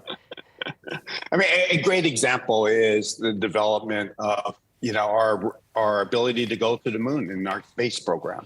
That was clearly a collaborative effort between industry, science and academia, and with government. The same thing happened with the internet. The internet was originally ARPANET that the government invested in, academia quickly adopted, and then it spread quickly to industry. I think the lesson that we can learn from social media is that waiting is not a solution. Government involvement, which is different than government regulation, government involvement early with academics, with scientists, with companies can shape a much more orderly ecosystem. I think that's what we all want. We want to have an ecosystem that has all the advantages of fast growth and the excitement of discovery and the use of these tools to kind of push out the frontiers of technology and science and the positive uses. But we also don't want it to run amok. We don't want the wild, wild west. And that's why I think even the largest company CEOs are saying, it's time for all of us to be very thoughtful in how we build these technologies. And there is a role for government to play in this. It's amazing as we talk about so many different elements of artificial intelligence, because, this is clearly not our grandfather's AI that we're talking about, given the fact that AI has been around for decades now. Just ask IBM, if you will. But at the end of the day, it really comes down to where some of the new frontier, most investable parts of AI might be for someone who even wants to get AI in their portfolio early on. What would you be looking for there? Well, there are the foundational technologies that are clear. So when you hear about AI, I would distinguish between AI and generative AI, or sometimes you heard the terms large language models, which is where ChatGPT and Bernard and many of the other technologies are implemented today. To build that foundational technology, you need processors. You need, fast chips that NVIDIA is working on. You need to have the right kind of cloud infrastructure to actually do this compute. And on the other hand, there's some amazing applications that can be built off of this technology. Everything from, technologies to help write computer code to this use for scientific discovery, like medical and pharmaceuticals, And technologies, quite frankly, that empower everyday things like how to write a better essay or how to generate necessary presentations that are used every single day. This AI will affect us across the board in every industry. And so what I would say for investors is not just look at the AI companies, but how existing companies are planning to leverage it and what are their strategic plans, and quite frankly, what's their investment to make sure that they don't fall behind. And Gilman, finally, to kind of circle back to the beginning when we talked about that there have been some calls to pause development in some ways. What are the risks that you're worried about of AI? In other words, what are the things we sort of need to control for as this industry is developed? I think we need to have a safety framework. We don't want AI to be applied before people are thoughtful about how that technology is actually being used, and particularly when you apply AI to the physical world. So coming up with a safety regime, and that's a responsibility of both industry and government, right? So some of us are saying, how does our federal agencies apply standards? Where are kind of the safety frameworks? What's our version of the NTSB, National Safety Transportation Board, for AI, if AI is actually going to be used robustly across our industrial and consumer base? So I think there's real good thinking that's happening right now between industry and government. That dialogue is already beginning. But I also think there's a risk if you do it wrong. If you do it wrong and people don't understand how these algorithms work, they don't know where the data is coming from, and they don't are mindful of the things that could create these AIs to become biased. And those are negative impacts of poorly implemented AI. And so it's to all of our interests, both the companies that are producing this AI, as well as the consumers and industries who are dependent on these AIs, to do it in a way where it's responsible, where it's safe, and it's productive all at the same time. All right, wise words there. Gilman Louie, who is America's Frontier Fund CEO. Gilman, thanks so much for taking the time today. Thank you, Brad. Absolutely. And now, a look at our chart of the day. We're seeing the U.S. Financial Conditions Index popping back into positive territory. And this is just 2 months after the banking chaos rattled markets in March. You'll see that sharp drop on the chart there. It's back in the positive zone, and the index is a barometer of the overall level of financial stress felt in markets. Better than expected large bank earnings eased some fears of banking sector stress, and it's really come down to the commentary and how some of the CEOs are talking about the broader financial conditions right now in the economy, too. Yeah, it's interesting. This chart, by the way, was flagged by friend of the show, Liz Ann Saunders of Schwab, and it's interesting because in a world that the Fed would want, they want that number, the financial conditions, to be tightening, right? Mm-hmm. They want, for example, lending standards at the bank to be tightening, which was one of the assumptions in the wake of SVB's collapse, because in theory, that will help to start bring down inflation if financial conditions are tightening. So the fact that they are now going back up is maybe not something that the Fed would want to see, but I guess it depends on why they're going back up and what is contributing to that increase once again. Yeah, absolutely. And the amount of lending even that banks anticipate continuing to put into the economy as well, for everything from the larger purchases and a house or a car all the way into, just starting a business or taking out a loan. So all of those things considered here too. We're going to keep tracking it. In the meantime, we have something else to track. Coming up, witnesses face the House Financial Services Committee to talk about stable coins. It's a controversial issue, and Gary Gensler was in the hot seat yesterday, and we'll talk about who's there today next.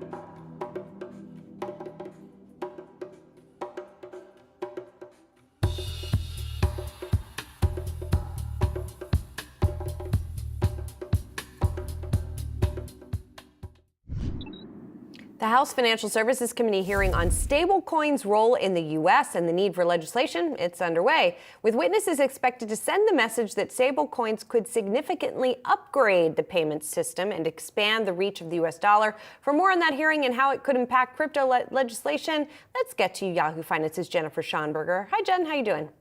Good morning, Julie. Doing great, thanks. A House subcommittee hearing on digital assets underway right now in Washington on how to regulate stablecoins after draft legislation was quietly circulated over the weekend. However, the top Democrat on the full House Financial Services Committee, Maxine Waters, saying right off the top to disregard that draft legislation. She says it is outdated and that bill does not represent final work right now. She says they need to get back to negotiations. There haven't been negotiations since the fall, and it hasn't taken into account what happened with FTX.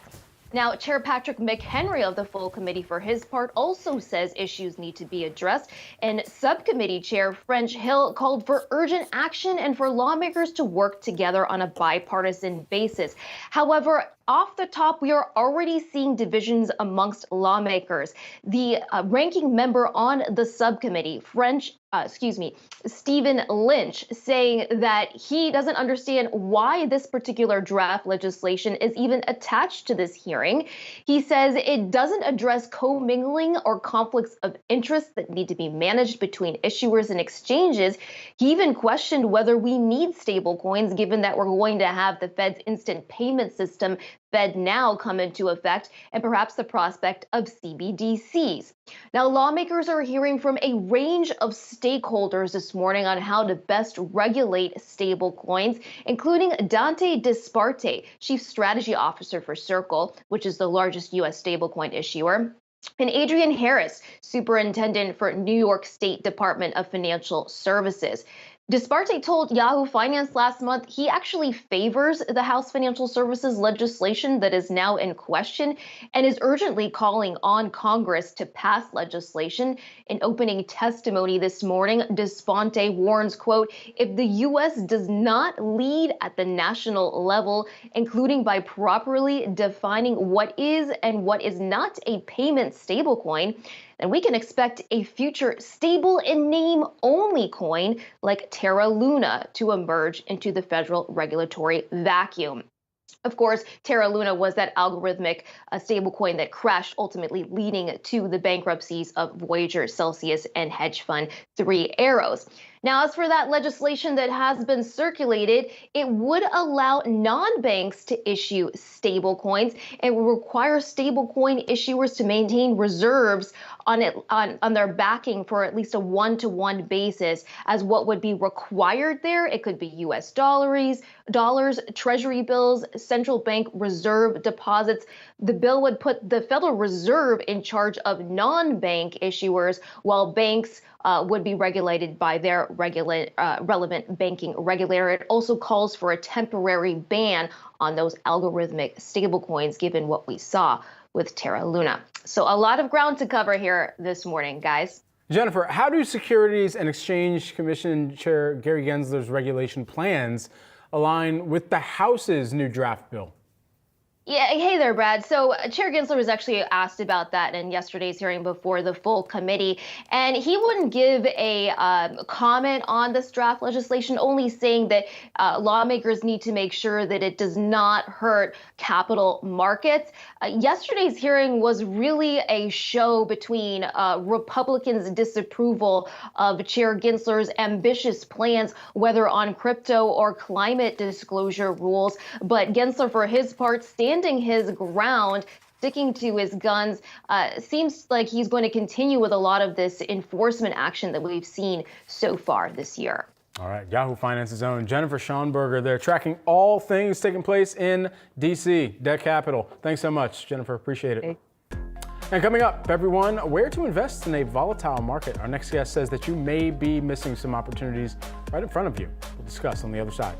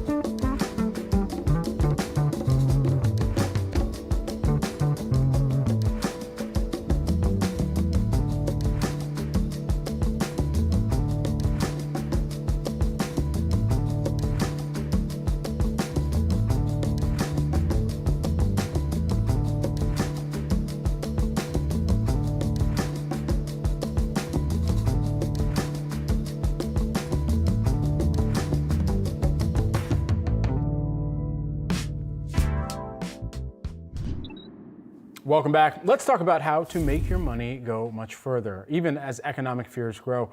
We're talking about the best picks abroad, companies in Japan, France, and Ireland, all reflecting good balance sheets and solid market positions. And here to talk more about investing strategically worldwide, we've got Abhay Deshpande, who is the Centerstone Investors Chief Investment Officer. Great to have you here with us on set today. Thanks for having me. Absolutely. All right, so let's talk about some of these opportunities internationally. What is the first thing that an investor should be looking for in a company when they're evaluating their balance sheet, looking at the market that they operate in, and trying to determine an investable opportunity?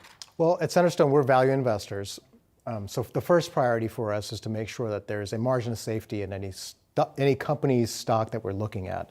And part of evaluating that margin of safety is understanding what the balance sheet risks are, especially these days where you have, more and more reports of debt, problems with liabilities on the bank balance sheets and what have you.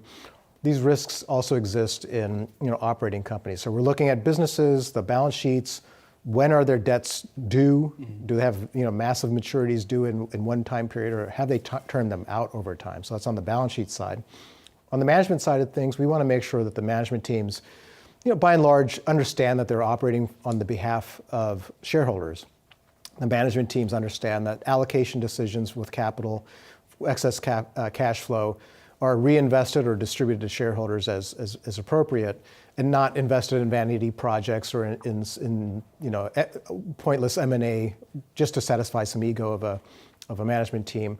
And then finally, the business, we're looking for businesses that are generally speaking stable in terms of market shares or returns, things that I can literally, Buffett used to say this years ago, can I go to sleep and the business is just fine for the next 10 years, not have to worry about it, right? That's your ideal situation. And when you have a margin of safety, meaning that the price is well below what a reasonable buyer would pay for the entire business, its intrinsic value, so to speak, then that's where the magic happens.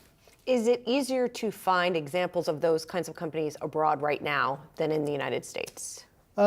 From a qualitative perspective, just like when I mentioned the balance sheet, the franchise the duration of the franchise, the business quality, and also the management quality, it's easy to find those things overseas as it is in the United States. The main difference is the margin of safety, or the prices that we're paying overseas are much, much lower than they are in the United States. You've had a 10-year period. Maybe the last year is a little bit counter trend, but for about 10 years, the US market had continued to elevate in terms of price earnings ratios, or just valuations, generally speaking. And due to a succession of issues overseas, the financial crisis, of course, in 2008, the European debt financial crisis beginning in 2011, the Chinese sort of deindustrialization to some degree since 2017, it's meant that a sequence of events have occurred to kind of knock the international markets on their back, just as they would recover from each of these challenges. It means that the stock markets, for the most part overseas, have just basically flatlined. They've gone sideways for 10 years. And so you've had this huge gap develop between valuations. So yes, you can find them anywhere, but the prices just are much more interesting overseas. And so when we think about the areas internationally that even the IMF has forecasted will account for the majority of global GDP growth this year, talking about China, talking about India, how are you looking at companies that are within those regions saying that they could benefit, or at least thinking that they might be able to benefit from being the lion's share gainers over the course of this year? Sure. In some of those emerging markets, the further away you get from kind of the Western concept of capital markets, the more you end up taking on political risk, corporate governance risk, accounting risk, things like that. And you can then, do the work and figure all that out and buy some good companies in those countries.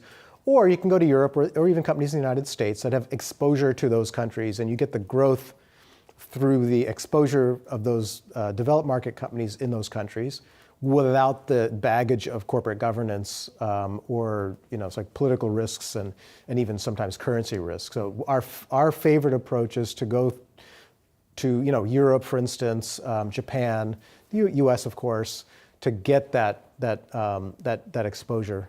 the growth exposure in these emerging markets. All right, so let's get specific, and we're listing some of your picks there. I want to start with the one of them that I hadn't heard of, maybe because I'm not a cyclist, and that is Shimano, if I'm saying it correctly, which is a Japanese bicycle company. Yeah, surprisingly, not a well-known company unless, as you mentioned, unless you're a biker or a cyclist. Or a fisher. Yeah. Or a fisher, yes, exactly. Yes. Rod and reels, they're huge in rods and reels. And Shimano, essentially they make bike parts. So these are derailleurs, braking systems and whatnot.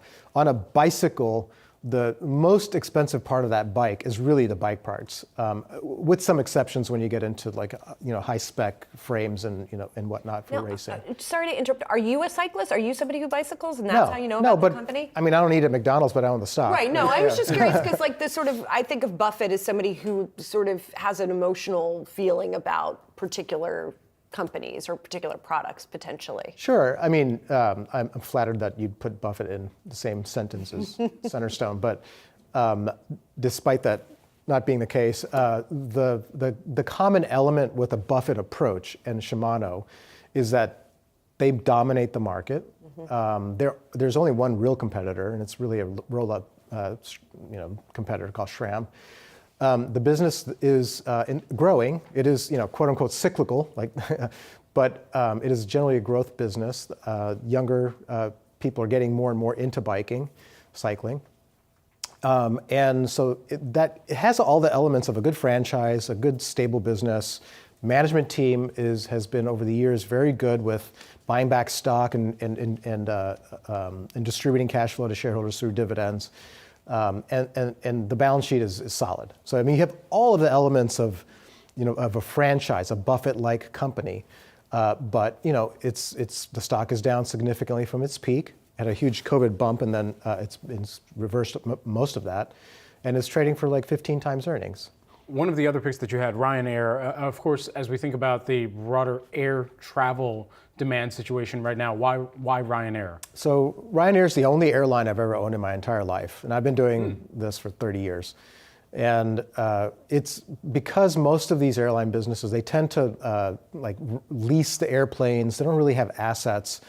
They have a massive amount of financial and operating leverage because of the debt that they have, and also because of the operating leases they have on the airplanes. Ryanair is very different. Doesn't it make more sense to lease the airplanes, though? Because if you're churning through an airplane because of the amount of routes and capacity that you have to fly, if you're seeing increased demand for the balance sheet, doesn't it make more sense to lease them? So from a short-term perspective, yes, but on a long-term cycle perspective, because of course there's ups and downs in that industry. Yeah.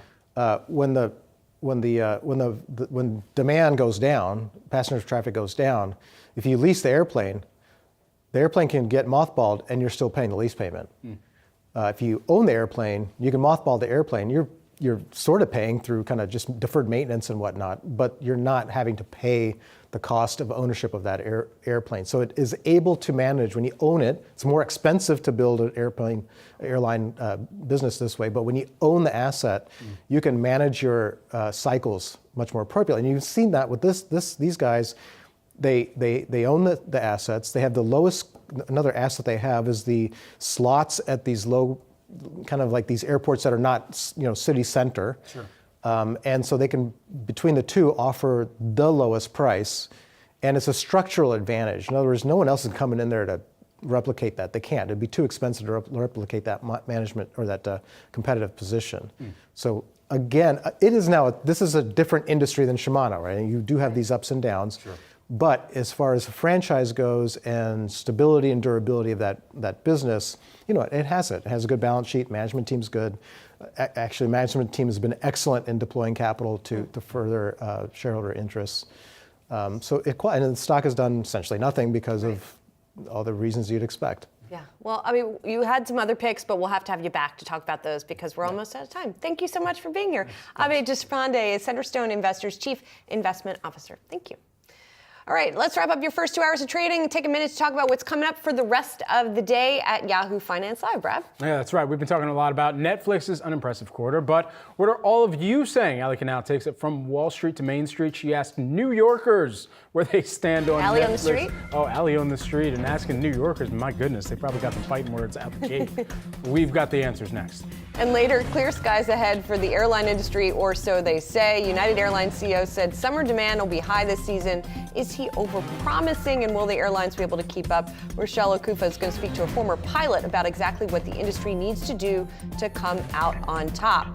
And it's a big day for the 3 to 5 show with a lot of action after the bell. We'll get reports from Tesla and IBM. Shauna Smith and Dave Briggs have you covered with the details. And Brad's going to be back with Brian Sozzi. They're going to reunite for after the call, which will happen as soon as the Tesla call wraps up.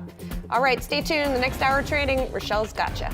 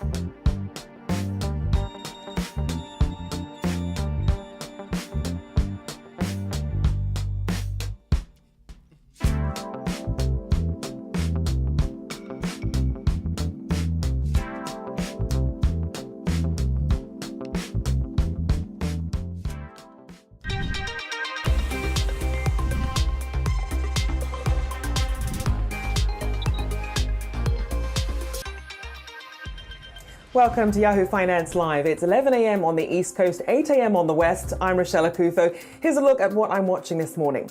Netflix might be winning Oscars, but it's not winning over Wall Street. After another lackluster quarter from the streaming giant, investors are looking to the future. Can Netflix capitalize on advertising? Will the password crackdown save the day? We'll take our questions to a top Wall Street analyst in just a bit.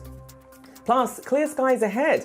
United Airlines touting strong demand for the summer travel season after posting an earnings miss. But is that an overpromise? And can the airline industry keep up with consumer demand? We'll discuss with a former pilot.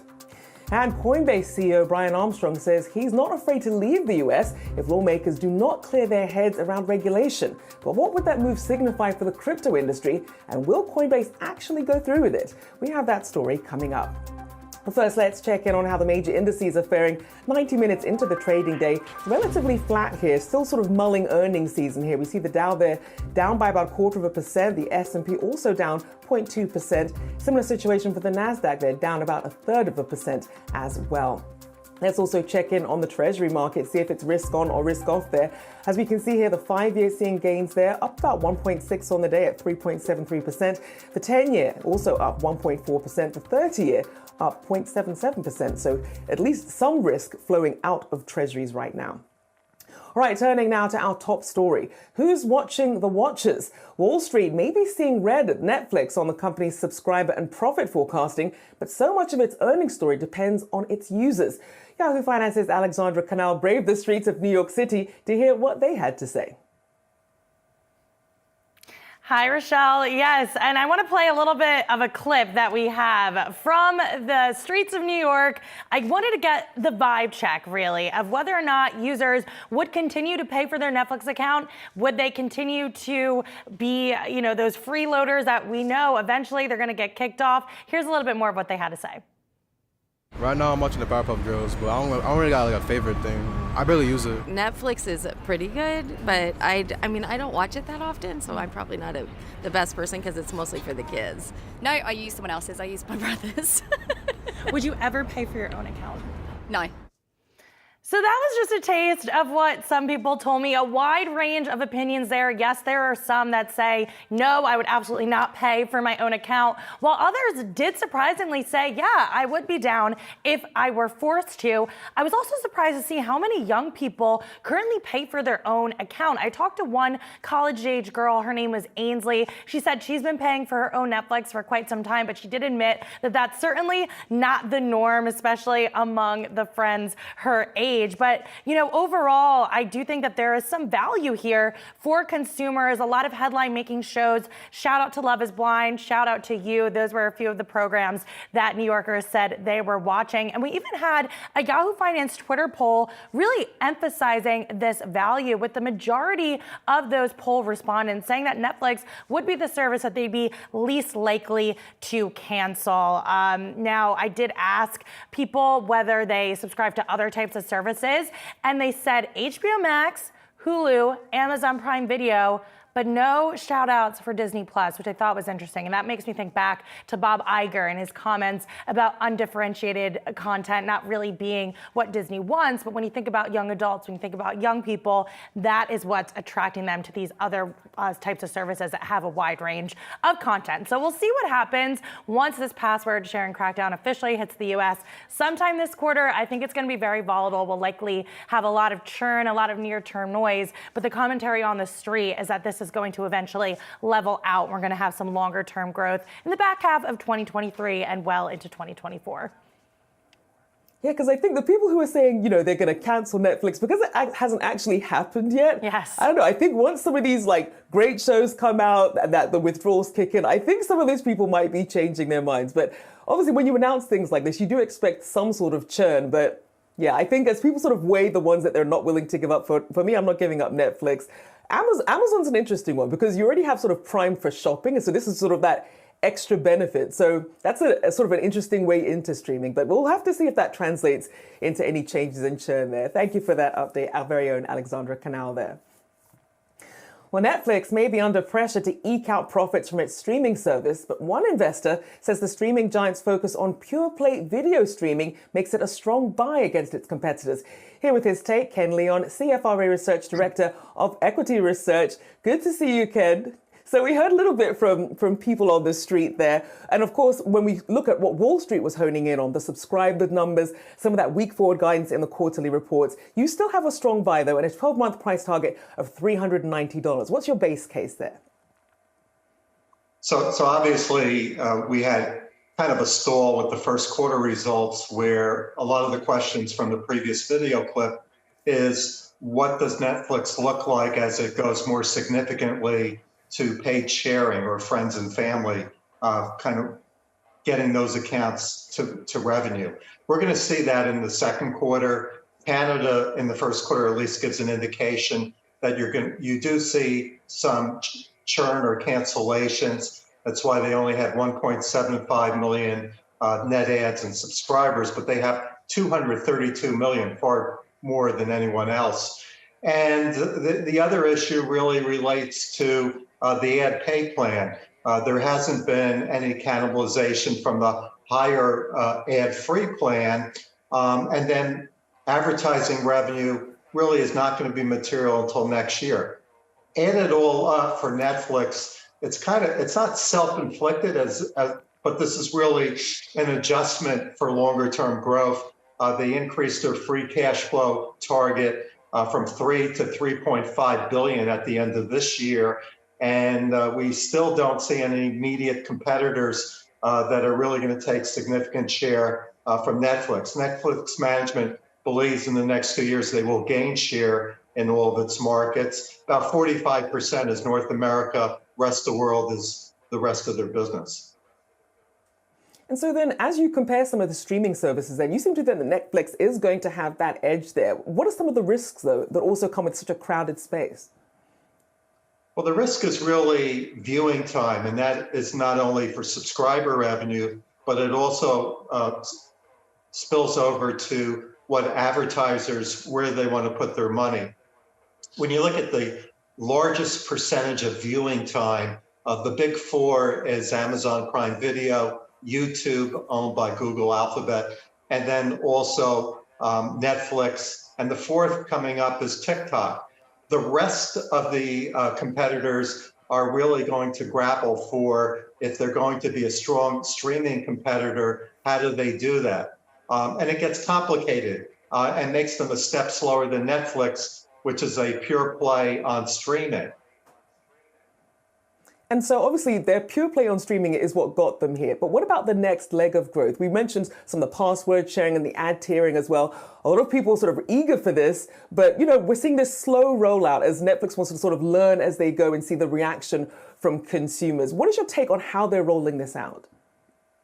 Well, we're investors, you're never going to get back to the hyper revenue growth. They really want to get back to double-digit growth, at least 8 to 10% from, again, a flat guidance for the second quarter on revenue versus the first quarter. The second key metric is profitability and operating margins. As they went through this transformation, they have dipped down to 18, 19%. They want to get back up to 21%. So that speaks to growth and profitability, and those are the key factors that are really going to drive operating performance, but also get the stock higher. I have total confidence that their $17 billion content spend on programming and film is the most efficient and highest return. And they got a global platform that enables them to have local programming by country and then share it in other parts of the world. So we do have the risk of a film writer's strike coming up. Hopefully that doesn't happen, which would be a negative for the industry and for Netflix. But overall, we got a management that's been in place, even with the new co-CEOs, for the last 15 plus years. And you just have a great opportunity, an enhanced buying opportunity with the stock at 325 or so. We got back on board with a strong buy at 305. Our price target is 390. And so then I want to talk about some of this corporate strategy here. When you have these co-CEOs, what does that sort of model do for Netflix that it didn't have under Armstrong, under Reed? So I've been tracking industries for decades, and usually it doesn't work, but I think in some cases it does. When you look at Netflix culture, from Reed Hastings to the two co-CEOs and the CFO, they have been doing this for a long time. So they have, in their own sense, their own community, and they're able to balance their egos. Whereas, of course, we saw the problems with Disney with appointing CEOs and a regime change in terms of organizational structure and management, that Bob Iger had to come back as CEO and kind of realign so that they can drive performance. And something that I do want to ask you about, because gaming, another aspect that Netflix wants to get into, but that's also part of the rationale for Microsoft making a play for Netflix. You have Microsoft President Brad Smith also sitting on the Netflix board. What is the likelihood of a deal, and what would make the deal make sense? Well, for Microsoft, they have a partnership. So the technology platform and cloud that Netflix is using has selected Microsoft. Additionally, they also see an opportunity perhaps in any of the software base, but where there could be competition is gaming. So Netflix, it's all about getting people's eyeballs and having long viewing time. So besides watching any kind of episode or film content, gaming is going to come into play. Netflix so far hasn't made acquisitions. in a big way, low 100 million. But gaming's an interesting area for Netflix, so you don't have to change the channel. Always great to get your insights. Ken Leon there, CFRA Research Director of Equity Research. Thank you so much. Well, streaming gloom aside, we're seeing an overall strong start to earnings season. But is it built to last? Yahoo Finance's Jared Blickery is here with more. Jared, what are you watching? That's right. As of right now, 64 S&P 500 companies, or 16% of the index by market cap, have reported earnings. And while it's still very early, the results are skewed by big banks. Both sales and earnings growth, they are running about 10%. This is healthy by historical standards, and stocks have been responding positively. Average stock price has gained 1.3% after reporting earnings, with double beats, and that's beats on both sales and profits. Those have been leading to an average rise of 2.1%. And this is higher than the 5-year average of those double beats. Meanwhile, double misses, which miss expectations on both profits and revenues, that's been leading to 0.5 point declines on average. But that's actually much better than the average. So while it's still pretty early in the season, it does seem that price reactions have been a bit generous versus historical norms, rising more on beats and not getting punished as much on misses. Now, some on Wall Street have been pounding the table that earnings expectations for this year are still too high. Economists crunching the numbers from a top-down perspective are expecting the earnings per share on the S&P 500 to come down to about $200 a share.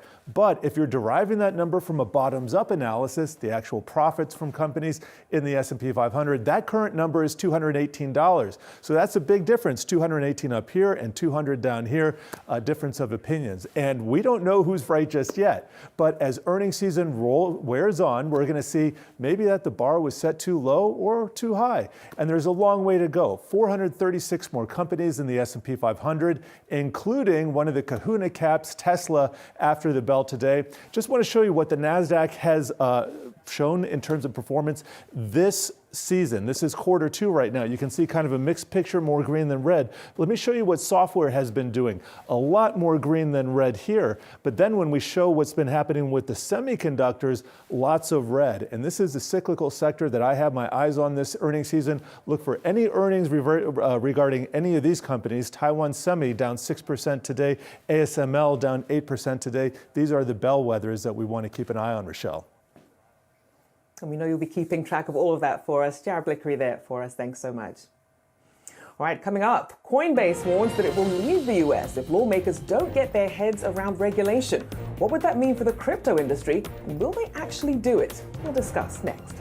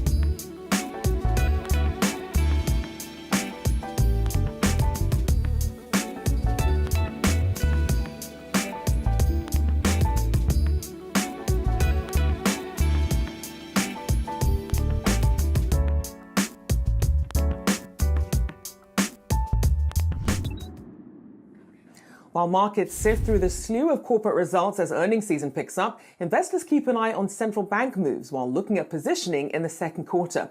Here to discuss this and more is Leduc Trading founder Samantha Leduc.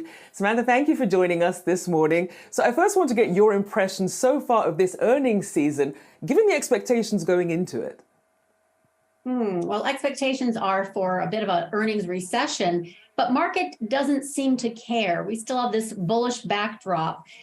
In large part since October central bank intervention, which was of size, and then the January 5th momentum rally, beginning of the year, this January effect, and then more bullish bent up buying as it related to the Fed and Treasury Bank bailout over the weekend, the infamous, March 12th backstop. So we really have this combination of central bank liquidity and earnings have already been revised down so that companies can step over it. Plus, they have been able to raise prices and pass those prices on for the most part, which is basically the company profits are able to withstand the inflationary impact, and consumers so far are playing along. And the dollar has basically kind of stayed out of the way. It hasn't risen. It has kind of fallen relative to other currencies. And that's a nice tailwind. So we have this central bank intervention, which is liquidity. We have, VIX suppressed and on a 16 handle now. Basically, earnings really have not much to do until we get through Apple. Bank of Apple, if you will, and if we get that disappointment. And then the Fed meeting on the 3rd of May to telegraph their rate hiking path, if this is one and done. Until then, we don't really have a lot of surprises left in the market other than the debt ceiling and then, the tail risks of anything major. But otherwise, earnings are going as planned, business as usual. And it's interesting because when you factor in the banking scare and how that made, lending conditions tighter, made the Fed's job a bit easier, you're projecting a 25 basis point hike by the Fed and then a pause. How do you position yourself in that sort of environment? It has been very much, buy the rumor of a Fed pause or pivot and then sell the news of that. We don't have any news of that. In fact, we're entering a FOMC blackout period after this week. So there is pretty much baked into the cake a 25 basis point hike. My baseline bet is that they will pause. We've already seen the lagging effects of their hikes into financial markets, bank crisis being one of them. And then basically the tighter lending standards have created this nice kind of backdrop, if you will, for more tightening in the market. So I don't think they need to pause anymore. And hike anymore. And if they do, I think there'll be trouble. So I personally think and have stated that I think it's one and done. And I want to talk currencies. You mentioned Thank you. I wanted to talk currencies. You mentioned the US dollar earlier, but then also people their interest was piqued by Warren Buffett's move into Japan as well. Talk about the reaction from that and how investors should be looking at this. Yeah, this was actually a really sizable, important macro move that I don't know has been really telegraphed, but Warren Buffett has already kind of made the perfect things over paper trade back in late 2020 when, shorting bonds and buying commodities was a baseline bet for a macro move, and that has played out for sure, but also buying stakes in 5 major trading houses in Japan, and then recently selling large Japanese bonds in yen. That all kind of comes together, in my interpretation anyway, as someone who is seeing the cheap rates, right, the last bastion of cheap interest rates abroad, and investment in Japan and in those companies is largely commodity-based bet. So that gives pause anyway to this very crowded trade long in FX, which is long yen. So that's been a fabulous play since the Bank of Japan intervened in markets back in September 22nd, and then again October 21st, and then again they doubled their yield curve control in December. So all of that has helped to bring the USD JPY down. And with it, the dollar, the US dollar, and the 10-year yield has obviously fallen from that height in the September-October timeframe. And bringing that down has put a bid in gold and in equities, right? So this has been a very, very bullish backdrop. But now Buffett is announcing and doing, a travel abroad to Japan, first time in a dozen years, and doing a 3-hour interview with Becky Quinn on, this is a major play for Japan. And I think it's basically going to help to invite capital over to Japan. And that kind of gives me this translation that maybe this is not going to be a yen long play like so many are positioned. It'll actually cause a softening in yen. And with that, the precious metals are tied very tightly, obviously inversely to the dollar, but it should likely cause gold and silver and miners to pull back just when so many bulls are getting excited about the Q1 outperformance in gold and silver and miners. In fact, they have outperformed SPY. So I think this is actually a big move into assets in Japan that will cause others to follow and potentially could see a solid unwind of this crowded long yen trade and support the dollar. And I know you also look at what active traders are doing. I mean, given the volatility here, have they really had opportunities to turn a profit here? So volatility is definitely on the floor. In fact, we hit a print yesterday of $16.58. We had not seen in VIX since January 5th, 2021. What happened after that? A 35% pullback in Nasdaq. So it's just a print. We also have VIX expiration today, but it is a level of support that could start to, create some volatility as we move into more of the debt ceiling standoff. In other words, April, is typically fixed and tight trading ranges as we get closer and closer to mega cap tech earnings, Apple in particular on May 4th, which is pinned right between FOMC and non-farm payrolls, the 3rd and the 5th. Oh my. So after that, or I should say leading into that, it makes a lot of sense to have some protection tail risk. May's kind of busy. I personally have recommended to clients June.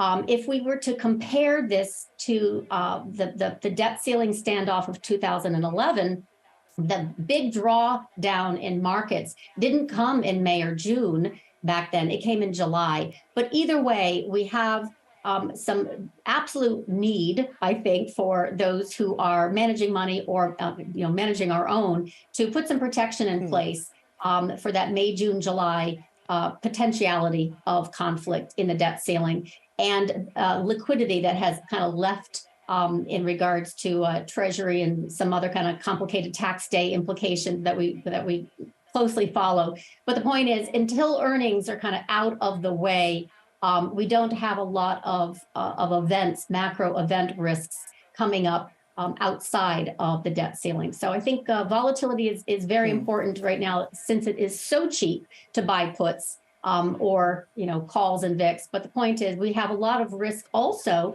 in the quants that have basically been buying and covering short as the market has moved higher. They're pretty much fully satiated. In other words, they are 100% full on with their SPX and Nasdaq longs, gold, not so much treasuries, short treasuries, but this was a lot of delta that came into the market, a lot of market structure of price insensitive buying, which also suppresses VIX. They're now at capacity pretty shortly in this 4,200 area. So I would think that's another time to also kind of tighten up those stops at 4,220. It has been my price target for a while, and look for downside, look for a pullback. Certainly some key moments there to look out for. A big thank you there for joining us, Leduc Trading founder Samantha Leduc. Thank you for your time today. All right, turning now to the crypto market. Coinbase CEO says the crypto exchange would consider moving away from the US if there continues to be a lack of regulatory clarity. What could this mean for the future of crypto trading in the US? Well, joining us now for more is Owen Lau, Oppenheimer Executive Director and Senior Analyst. Thank you for joining me this morning. So I first want to get your takeaway. Obviously, he basically was saying that a lot of things are on the table at the moment as they await this regulatory clarity. But what would happen then if Coinbase were to perhaps leave the US? Yeah, I think this is such an unfortunate situation. I mean, I think Brian Armstrong mentioned that if there's no regulatory certainty, then Coinbase were to move to other countries. And I felt like the key implication is other crypto companies based in US will also follow. And I think this is just, it's just the US blockchain development will be disadvantaged by that because of these potential movement. And, you know, like crypto, it's a global phenomenon. And capital can move to other countries and developer can also move to other countries. I just think if it's going to happen, the US blockchain development may be like hugely disadvantaged by that. So then if Coinbase were to perhaps leave the market, who would be next? Who would some of these crypto investors look to for the next exchange? Yeah, I mean, first of all, I still think even though they said they will or they may move to other jurisdictions, they would still keep presence in the United States.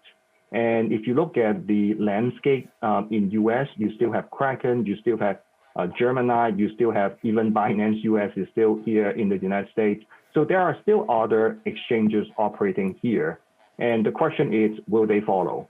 And I think it also comes down to, again, go back to your original question, is there regulatory clarity here?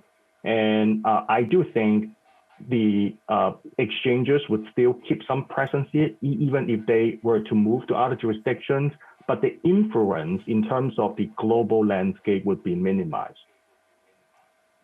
And obviously we're seeing SEC Chair Gary Gensler getting grilled on Capitol Hill, lawmakers trying to get some clarity, perhaps not getting all the answers that they want. What have been some of the standout commentary that have really enveloped the space here when you think of whether regulations in place do actually meet the needs or if more regulation or more targeted regulation is needed here? I think the key question came from Congressman Patrick McHenry when he asked SEC Chair Gensler about whether Ethereum is a commodity or security. And it just feels like the industry does not get a clear answer. It doesn't feel like, to me, the congressman get a clear answer to that. I think it comes down to the basic definition of what determines a securities and what determines a commodity. Right now, SEC said Ethereum is a security, but at the same time, CFTC also said Ethereum is a commodity.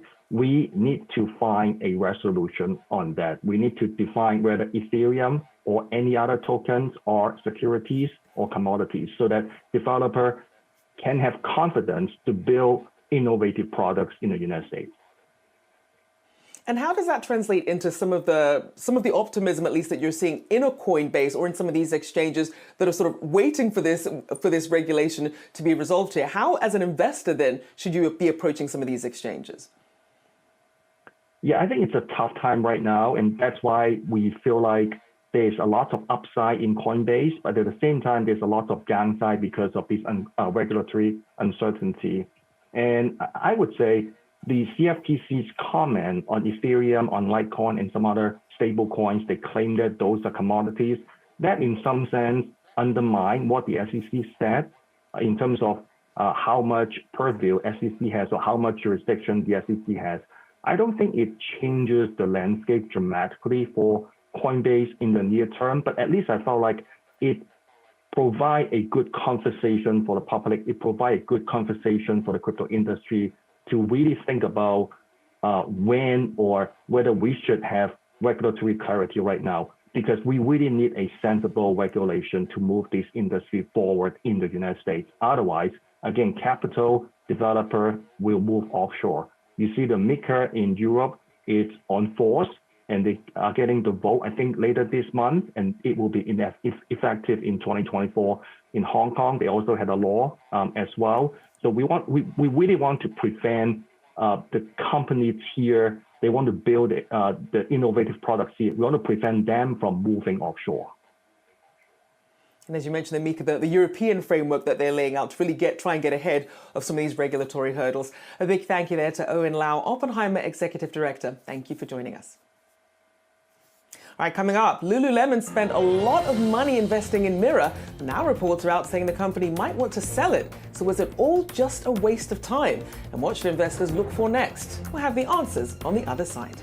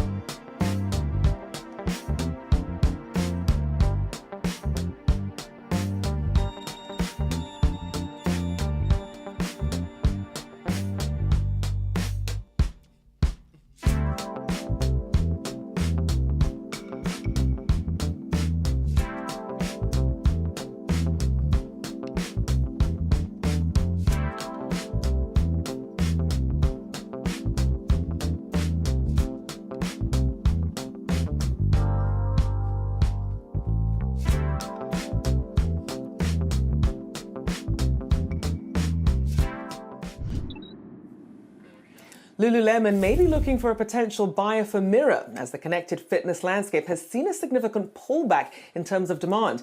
Yahoo Finance's Brad Smith has more on the athletic footwear and apparel company's latest strategic ambition. Hey, Brad. Hey, Rochelle. Yeah, hardware is hard, as the old and sometimes overused Mark Andreessen's saying goes, and Lululemon may be making amends with that just under 3 years after acquiring connected fitness device company Mirror for $500 million. The company is pivoting while also looking for a potential buyer and has engaged in talks with Hydro, according to CNBC.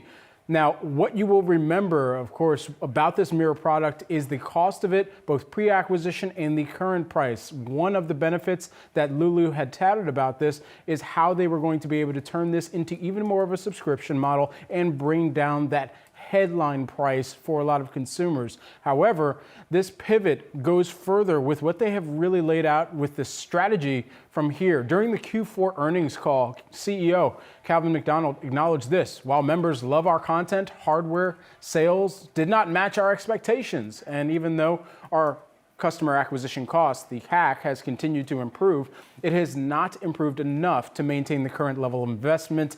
And as we continue to invest prudently in this business, we are evolving the model from being focused on hardware only to offering content through a digital and app-based solution as well. Now, it's no mystery here that connected fitness has struggled post-pandemic after the reopening of gyms and boutique fitness classes, of course, has thrust more attention back into that IRL fitness experience, whether you're going to Planet Fitness or perhaps one of those boutique exponential fitness type of realms. Analysts are continuing to watch this, especially given the number of Peloton devices even out there within the connected fitness device landscape that for some homes, have just turned into an alternative rack for your clothes. So now the larger question for a company in Lulu that's made this investment and is trying to figure out what that next step is, Lululemon already plans to offer a new, more efficient app-based model. That's going to launch this summer. They talked about that recently. And this is going to come at a lower monthly subscription rate. They're combining that with their 9 million growing Essentials members, and they're hoping that it allows them to expand their total addressable market, that TAM, for potential members here. But all of this comes, of course, with the larger question in mind of, in the fitness landscape, where is there going to be more of the opportunity to really meld this experience together between some of the larger devices that have been in the wearable fashion or installed in people's homes, all the way into how the apparel manufacturers have looked at where they can sell further into that audience and really bringing the two sales efforts closer together. I think what this also signals, though, too, is in the talks between Lululemon and Hydro, perhaps, where else they may have tried to drum up some interest or demand generation, or perhaps a potential acquirer. There was a lot of talk around whether Peloton should sell to Apple. Well, should Mirror sell to Apple? It's a big question that's out there, as Apple has even more ambitions in the connected, or at least the fitness plus landscape, if you will, Rochelle.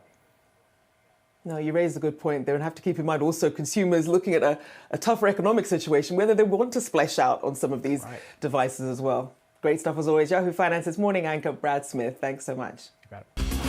Right, time now for our chart of the day.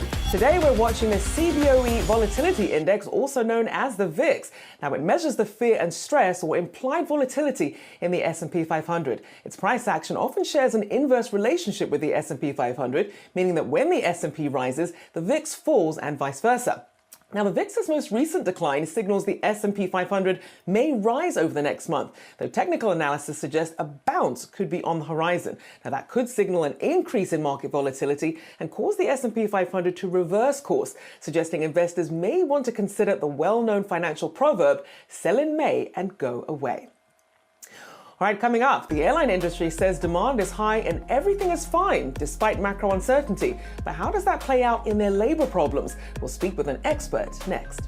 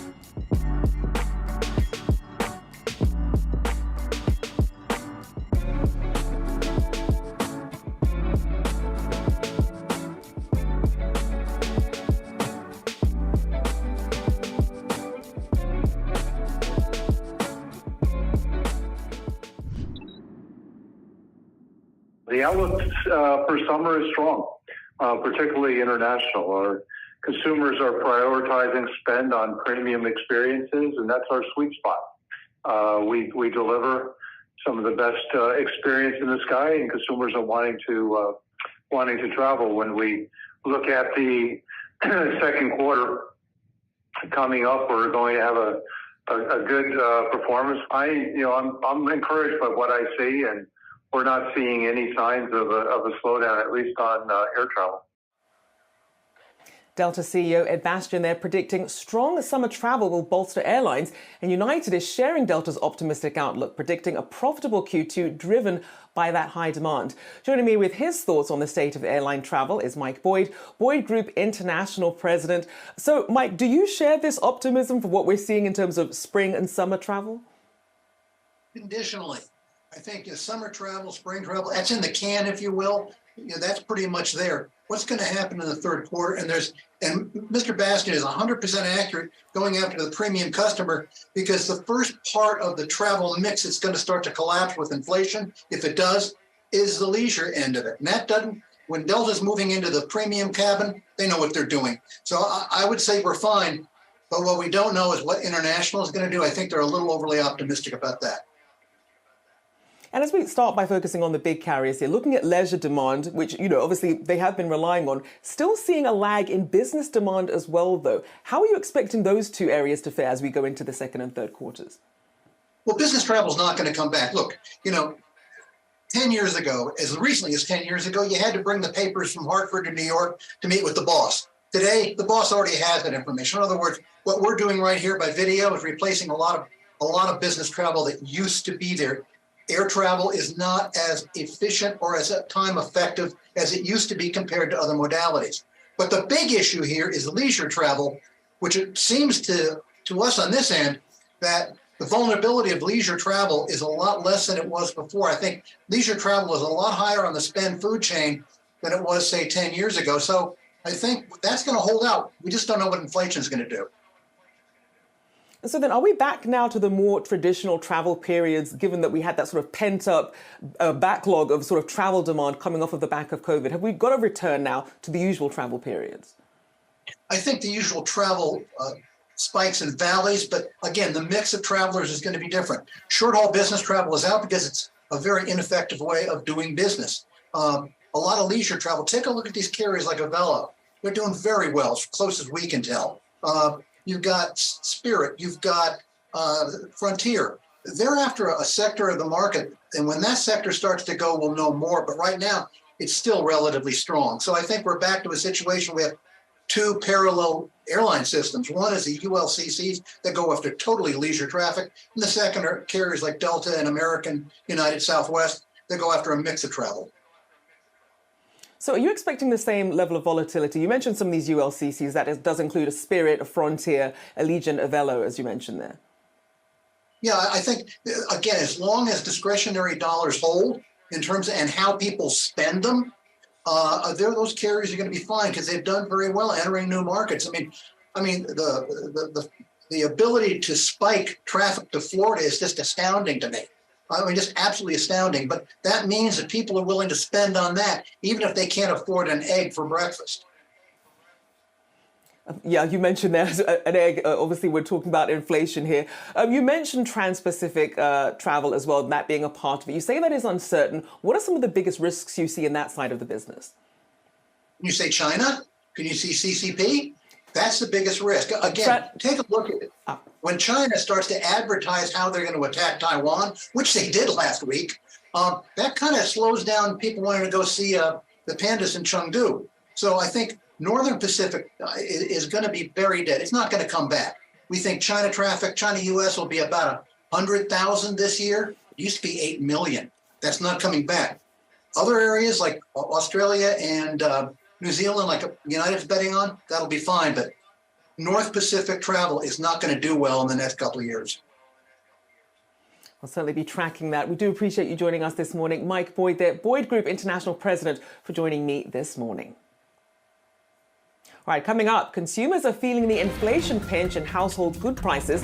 How is organic-focused Thrive Market staying competitive? We'll have more on that next.